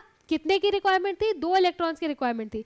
2 अगर उसने अपने शेयर किए तो 2 कोई और भी उसे शेयर करेगा। 6 ऑलरेडी ऑक्सीजन के पास थे, 1 उसने हाइड्रोजन से लिया, इस वाले हो गए 7 एंड 1 इस हाइड्रोजन से लिया, हो गए 8। सो अब देखेंगे ऑक्सीजन के सर्कल में कितने टोटल इलेक्ट्रॉन्स आ गए हमारे पास बेटा, 6 7 एंड 8। सो 8 इलेक्ट्रॉन्स ऑक्सीजन के पास हो गए, 2 हाइड्रोजन के पास हो गए। नाउ एवरीवन इज स्टेबल, सबकी शेयरिंग यानी कि प्रॉपर हुई है।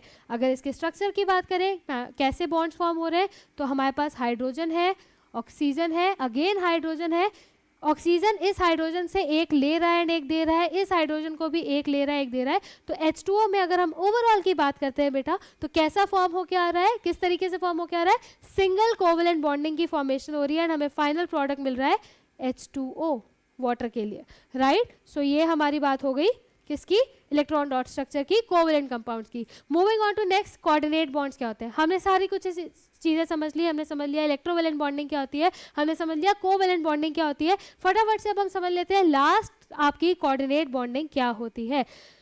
इलेक्ट्रोवेलेंट बॉन्डिंग में हमने एग्जाम्पल लिया था, पेन एक्स्ट्रा था, दे दिया दोस्त को, चल गया काम। कोवेलेंट में हमने बात करी थी, 1 मेरे पास था, 1 मेरे दोस्त के पास था, दोनों ने आपस में शेयरिंग कर ली, 2 हो गए, चल गया काम। कोऑर्डिनेट में क्या करें मैम, आपने तो बताया था कि एटम्स कंबाइन करने के लिए या तो ट्रांसफर करते हैं या शेयरिंग करते हैं, दोनों तो हमने पढ़ लिया। तो ये कौन सी बला है, ये कौन सी नया बॉन्डिंग आ गई, ये तो आपने बताया ही नहीं था। So here I am for this coordinate bonding. देखिए बेटा क्या होती है, इसको इस एग्जाम्पल से समझ लो। मान लो आपके पास एक पेयर ऑफ शूज़ है, ठीक है, पेयर ऑफ शूज़ है। अगर आपको वो किसी को देने हैं तो क्या करोगे, पहली बात तो एक शूज़ दोगे तो चलेगा, लाइक पेयर ही होता है ऑफ कोर्स शूज़ का। अगर आपने 1 दे दिया किसी को तो क्या आपके कुछ काम का 1 बचा हुआ रह गया कि उसके किसी काम का रह गया, क्या किसी काम का है दोनों के लिए, नहीं। तो शूज़ का अगर केस अगर हम लेते हैं, मान लो शूज़ के एग्जांपल से समझते हैं, अगर आप किसी को शूज़ देने वाले हो मान लो, तो आप दोनों ही शूज़ दोगे, पहली चीज़, यानी कि पेयर में शेयरिंग होने वाली है, ठीक है।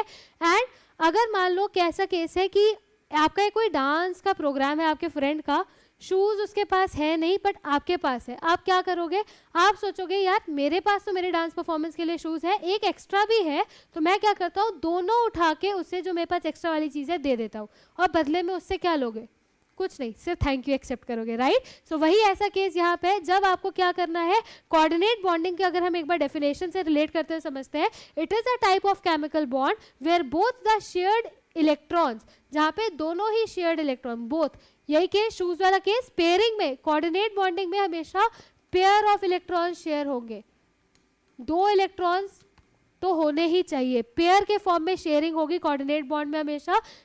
और कहाँ से आएंगे pair of electron? Come from just one of the two atoms instead of each atom contributing one, like in normal covalent bond. Normal covalent bonding में क्या थी?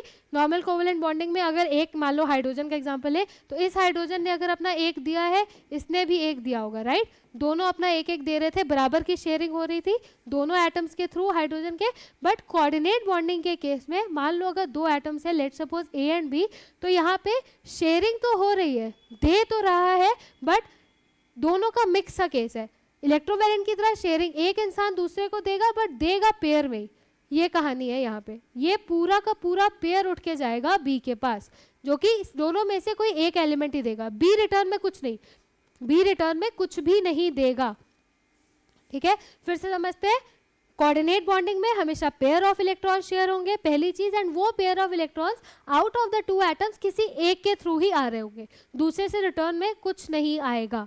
ठीक है, दोनों में से कोई एक ही हमारा एटम होगा। अगर ए और बी, जैसे फिर से समझते हैं, ए और बी अगर दो एटम्स हैं और अगर ए के पास लेट सपोज कुछ इलेक्ट्रॉन्स एक्स्ट्रा है और वो हेल्प आउट करना चाहता है बी की, तो वो दोनों पूरा एज अ पेयर दो इलेक्ट्रॉन्स उठा के पूरे बी को दे देगा। तो out of the two atoms A and B सिर्फ ए अकेला एटम होगा जिसके थ्रू ट्रांसफर हो रहा होगा, इलेक्ट्रॉन्स की शेयरिंग हो रही होगी, right?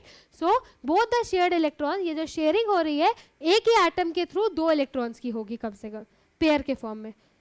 Moving on, loan pair of electrons अब होते क्या है? अच्छा, इसे अगर हमें समझना है, लेट सपोज वाटर के एग्जांपल से समझते हैं, like in H2O, oxygen atom has two pair of electron. कैसे है? अभी हमने वाटर का स्ट्रक्चर, डॉट स्ट्रक्चर बनाया था H2O के लिए, कोवेलेंट कंपाउंड में वही बनाएंगे। मान लो हमारे पास ऑक्सीजन है, ऑक्सीजन नंबर 8 पे आता है, electronic configuration is 2,6, valence electron आ गया 6। उसी 6 इलेक्ट्रॉन्स के थ्रू 1 2 3 4 5 6, या इस तरीके से बना डॉट स्ट्रक्चर ऑक्सीजन के लिए। हाइड्रोजन की अगर हम बात करें तो एक हाइड्रोजन यहाँ जिसके पास एक था, एक हाइड्रोजन यहाँ जिसके पास एक था। शेयरिंग कैसे हो रही थी? हाइड्रोजन इसने इसको दे दिया, इसने इसको दे दिया। इतनी शेयरिंग करने के बाद, अपना एक एक इलेक्ट्रॉन देने के बाद, जिसकी शेयरिंग नहीं हुई है वो कौन से इलेक्ट्रॉन्स है? वो कौन से इलेक्ट्रॉन्स है? ये वाले इलेक्ट्रॉन्स है, राइट? सो ये जो पेयर बचा, फर्स्ट पेयर ये वाला एंड सेकेंड पेयर ये वाला, पहला पेयर ये, दूसरा पेयर ये जो इलेक्ट्रॉन्स हैं, these are known as lone pair of electrons. So ऐसे electrons, they are the pair of electron not shared with any other atom. अगर हम वाटर मॉलिक्यूल में बात करें तो ऑक्सीजन ने अपना एक इलेक्ट्रॉन हाइड्रोजन को दे दिया इस वाले, एंड एक इलेक्ट्रॉन इस वाले हाइड्रोजन को ऑलरेडी दे चुका है। बचा क्या? अभी भी शेयरिंग अगर करनी हो तो उसके बाद जो बचे हुए हैं, जो अभी तक शेयर नहीं हुए, that pair of electrons is your lone pair of electron. So समझ में आया लोन पेयर ऑफ इलेक्ट्रॉन्स क्या होते हैं? एंड कोऑर्डिनेट बॉन्डिंग में हमेशा लोन पेयर ऑफ इलेक्ट्रॉन्स की ही शेयरिंग होती है, राइट? सो आई होप ये चीज़ अभी समझ में आई होगी कि कोऑर्डिनेट बॉन्डिंग क्या हुई है। हमेशा शेयरिंग आउट ऑफ जो भी हमारे एटम्स हैं, कोई एक एटम ही होगा जो कोऑर्डिनेट बॉन्डिंग में इलेक्ट्रॉन्स की शेयरिंग करेगा, एंड वो शेयरिंग हमेशा पेयर ऑफ इलेक्ट्रॉन्स की होगी, और उन पेयर ऑफ इलेक्ट्रॉन्स को हम लोन पेयर ऑफ इलेक्ट्रॉन्स कहते हैं। क्या होते हैं लोन पेयर ऑफ इलेक्ट्रॉन्स? तो ऐसे इलेक्ट्रॉन्स जो कि अभी तक शेयरिंग जिनकी नहीं हुई है, उन इलेक्ट्रॉन्स को हम लोन पेयर ऑफ इलेक्ट्रॉन्स कहते हैं। यानी कि इलेक्ट्रोवैलेंट और कोवैलेंट बॉन्डिंग में जिनकी शेयरिंग अभी तक नहीं हुई है, उन पेयर ऑफ इलेक्ट्रॉन्स को हम लोन पेयर ऑफ इलेक्ट्रॉन्स कहते हैं। एंड कोऑर्डिनेट बॉन्डिंग में इन्हीं लोन पेयर ऑफ इलेक्ट्रॉन्स की शेयरिंग होती है, right? I hope this is clear to you all. Example से समझते हैं। सी, आपके सिलेबस के अकॉर्डिंग सिर्फ इतना ही है, कोऑर्डिनेट बॉन्डिंग को बहुत इन डेप्थ समझने की रिक्वायरमेंट नहीं है। अगर आप इसकी डेफिनेशन समझ लेते हो, हमने जैसा कि सिलेबस में डिस्कस भी किया था कि सिलेबस के अकॉर्डिंग कोऑर्डिनेट बॉन्डिंग में हमारी सिर्फ डेफिनेशन की एक्चुअल में कोऑर्डिनेट बॉन्डिंग होती क्या है, जो अभी हमने डेफिनेशन समझी कि जहाँ पे शेयरिंग होती है पेयर ऑफ इलेक्ट्रॉन्स की, एंड आउट ऑफ द 2 और मोर एटम्स कोई एक सिंगल एटम ही उन पेयर ऑफ इलेक्ट्रॉन्स को शेयर कर रहा होगा। ठीक है, ये डेफिनेशन हो गई। देन लोन पेयर इफेक्ट क्या होता है, हमने लोन पेयर इफेक्ट अभी हम आगे बात कर रहे हैं, इसी एग्जांपल्स में समझेंगे। लोन पेयर इलेक्ट्रॉन्स का इफेक्ट अभी हमने जैसे इलेक्ट्रॉन्स की बात करी, सो वो इलेक्ट्रॉन जो अभी तक शेयर नहीं हुए हैं, वो पेयर ऑफ इलेक्ट्रॉन्स हमारे लोन पेयर ऑफ इलेक्ट्रॉन्स होते हैं, एंड इसी की जो शेयरिंग होती है, that is your lone pair effect and the meaning of lone pair. तो एज पर योर सिलेबस आपको सिर्फ कोऑर्डिनेट बॉन्डिंग में उसकी डेफिनेशन समझनी है कि होता क्या है coordinate bonding, as well as lone pair electrons और लोन पेयर इफेक्ट क्या होता है। यहाँ पे हम एग्जाम्पल्स के थ्रू समझ रहे हैं। सबसे पहले बात करते हैं हाइड्रोनियम आयन के थ्रू कि क्या होता है loan pair electrons hydronium ion के केस में क्या है एंड अमोनियम के केस में क्या है। समझते हैं। अब हम बात करेंगे हाइड्रोनियम आयन की कि हाइड्रोनियम आयन का फॉर्मेशन कैसे होता है। हाइड्रोनियम आयन की अगर हम बात करें तो यहाँ पे फॉर्मूला आपके सामने है H3O+। कैसे पॉजिटिव चार्ज आ रहा है, कैसे H3O का फॉर्मेशन हो रहा है वो देखते हैं। तो सिंपली अगर हम डॉट स्ट्रक्चर के थ्रू इसे समझें, जो साइकिल हम अभी तक टेबल के फॉर्म में समझते आ रहे थे वैसे ही हमें करना है। हम फॉर्मूले पे फोकस करेंगे, हम उन एलिमेंट्स को इंक्लूड करेंगे जो हाइड्रोनियम आयन में इंक्लूड हो रहे हैं फॉर्मेशन में, that is hydrogen and oxygen. Oxygen का एटॉमिक नंबर होता है 8, इसका इलेक्ट्रॉनिक कॉन्फिगरेशन लिखेंगे। इलेक्ट्रॉनिक कॉन्फिगरेशन क्या हो जाएगा ऑक्सीजन का, डेट इज 2,6। सिमिलरली अगर इसकी नियरेस्ट नोबल गैस देखें तो ऑक्सीजन की हमें पता है नियॉन होती है, विच इज ऑन योर नंबर 10। अब 8th नंबर वाले एलिमेंट को 10th बनाने के लिए क्या रिक्वायरमेंट है स्टेबल करने के लिए, सिर्फ 2 इलेक्ट्रॉन्स की रिक्वायरमेंट है, राइट इतना हमें पता है। हाइड्रोजन की बात करें, फर्स्ट नंबर पे आता है इलेक्ट्रॉनिक कॉन्फिगरेशन में 1। नियरेस्ट नोबल गैस हीलियम जो सेकंड नंबर पे आती है, 1 को 2 बनाने के लिए कितने इलेक्ट्रॉन्स की रिक्वायरमेंट है, स्टेबल करने के लिए कितने इलेक्ट्रॉन्स की रिक्वायरमेंट है, 1 इलेक्ट्रॉन की रिक्वायरमेंट है। ये तो हमें यहाँ तक की कहानी तो पता थी, ठीक है। अब चलते हैं आगे हाइड्रोनियम आयन के केस में। हाइड्रोनियम आयन के फॉर्मूले को अगर आप देखो तो यहाँ पे क्या लिखा है H3O, यानी कि ऑक्सीजन तो हमारा एक ही है, हमने एक ऑक्सीजन लिखा।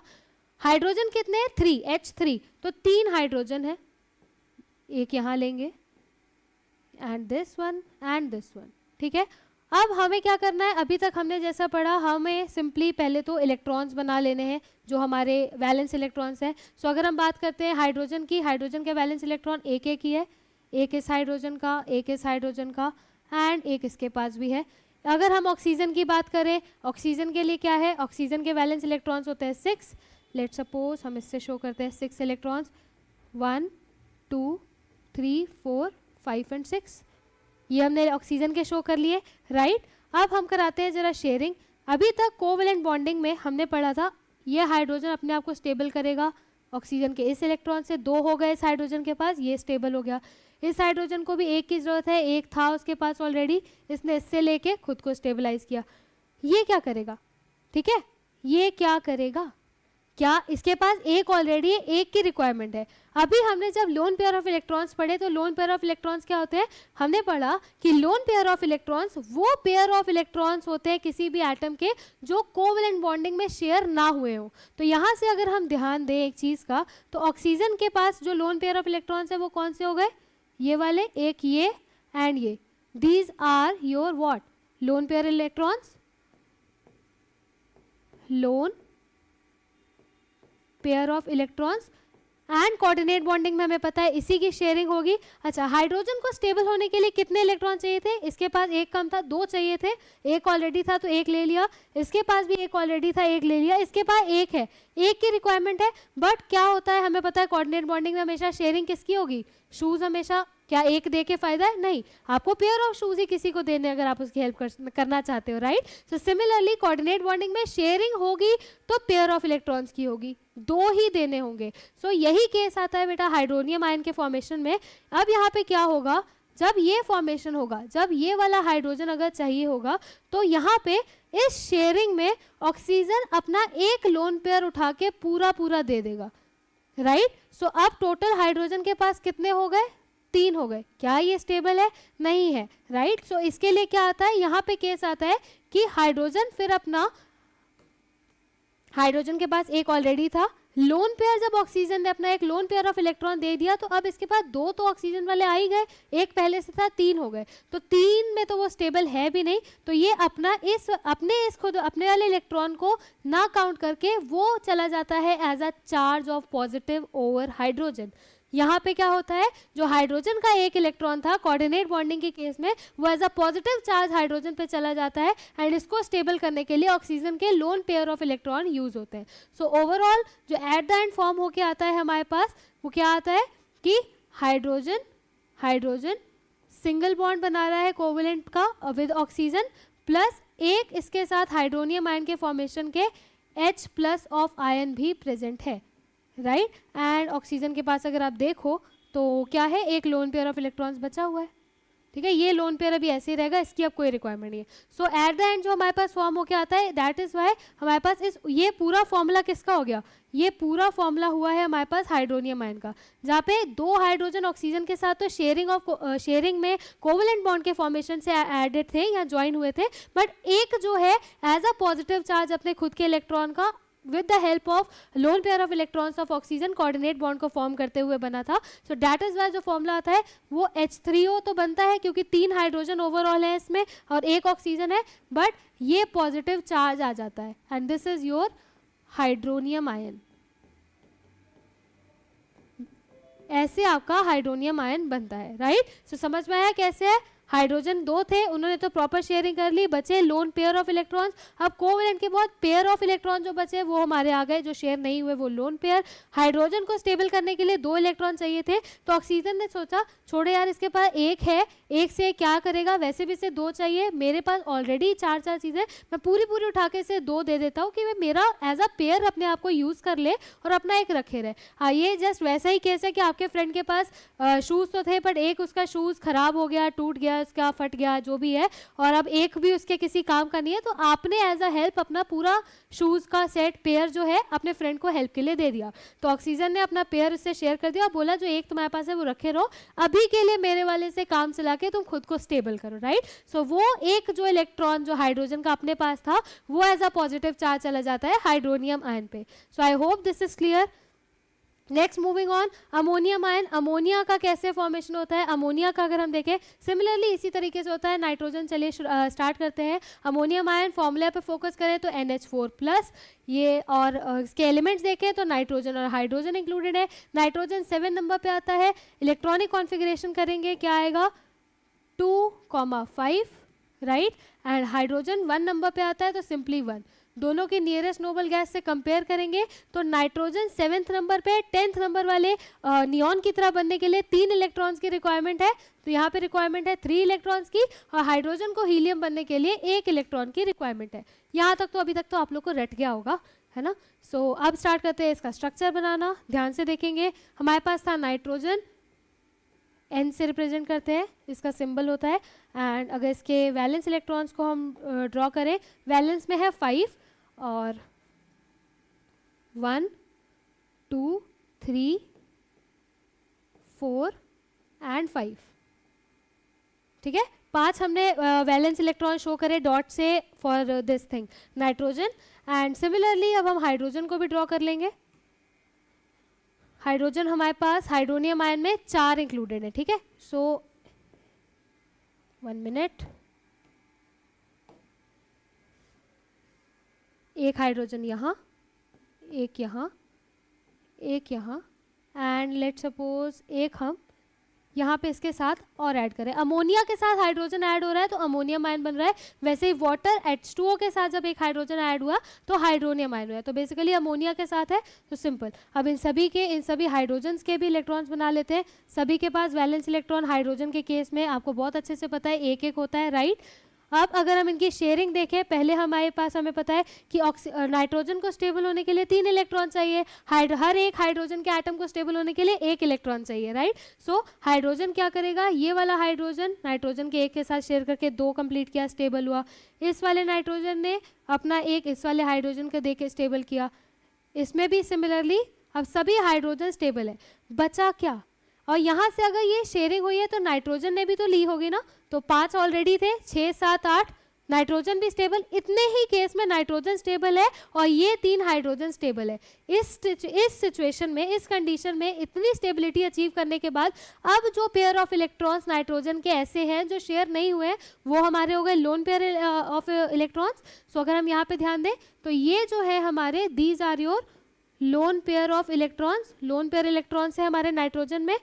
अब यहाँ पे अगर कोऑर्डिनेट बॉन्डिंग होगी तो शेयरिंग होगी। अब यहाँ पे देखा गया कि अमोनियम आयन के केस में इस हाइड्रोजन के पास ऑलरेडी 1 था पर इसे 2 चाहिए, और नाइट्रोजन अगर इसे देगा तो 2 ही दे पा सकता है, क्योंकि एक शूज़ याद रखना है कोऑर्डिनेट बॉन्डिंग केस में, शूज़ वाला एग्जांपल, एक शूज़ देने का कोई फ़ायदा नहीं, दोनों ही देना पड़ेगा। तो नाइट्रोजन ने क्या डिसाइड किया, उसने हाइड्रोजन को बोला कि लो तो मेरे दोनों इलेक्ट्रॉन्स को लेके खुद को स्टेबल कर लो, है ना, खुद को मेरे दोनों इलेक्ट्रॉन्स को लेके स्टेबल कर लो अभी के लिए एंड अपना वाला एक अपने पास ही रखो।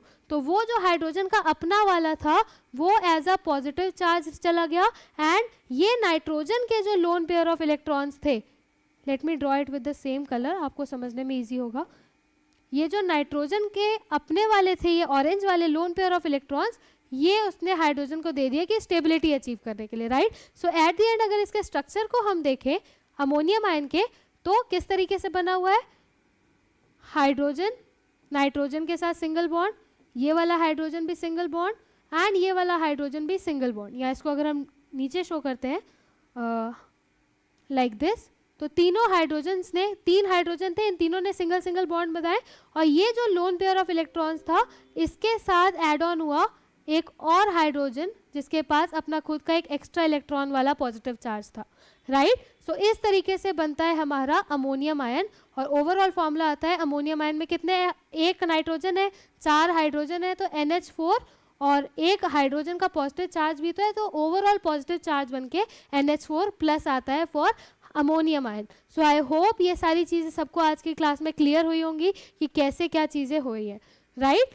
सो मज़ा आया सभी को, आई होप ये सब चीज़ें क्लियर हुई होंगी। नीचे कमेंट सेक्शन में ज़रूर बताइएगा, ज़रूर से बताइएगा। एंड अगर किसी भी पार्ट में, किसी भी कॉन्सेप्ट, किसी भी टॉपिक में आपको डाउट है वो भी आप नीचे कमेंट सेक्शन में बता सकते हो, अपना फीडबैक शेयर कर सकते हो, सो डैट नेक्स्ट सेशन में, चाहे वो लाइव हो चाहे रिकॉर्डेड हो, हम एक अलग से सेशन भी अरेंज कर सकते हैं, डाउट सेशन, जहाँ पे हम ये सारे डाउट्स को क्लियर करेंगे। इन सभी चैप्टर्स की प्रैक्टिस सबसे ज़्यादा इंपॉर्टेंट है बेटा, बिकॉज डायरेक्ट क्वेश्चन, अभी आपने इलेक्ट्रॉन डॉट स्ट्रक्चर देखे, अगर आप स्पेसिमेन पेपर, PYQs वगैरह देखोगे प्रीवियस ईयर पेपर, वहाँ पे same as it is question पूछे गए हैं डायरेक्टली कि draw the electron dot structure of this, draw the electron dot structure of that, ठीक है। तो इसकी प्रैक्टिस करना बहुत ज़्यादा ज़रूरी है। इजी वे में मैंने आपको एग्जाम्पल से रिलेट करते हुए समझाया है कि क्या इलेक्ट्रोवैलेंट बॉन्डिंग है, क्या कोवैलेंट बॉन्डिंग है, कैसे शेयरिंग है, कैसे ट्रांसफर है, एंड क्या कोऑर्डिनेट बॉन्डिंग और लोन पेयर है। सो आई होप ये सारी चीज़ें क्लियर हुई होंगी, मज़ा आया होगा। कहीं पे कोई डाउट हो आपको बता देना है। मिलते हैं नेक्स्ट सेशन में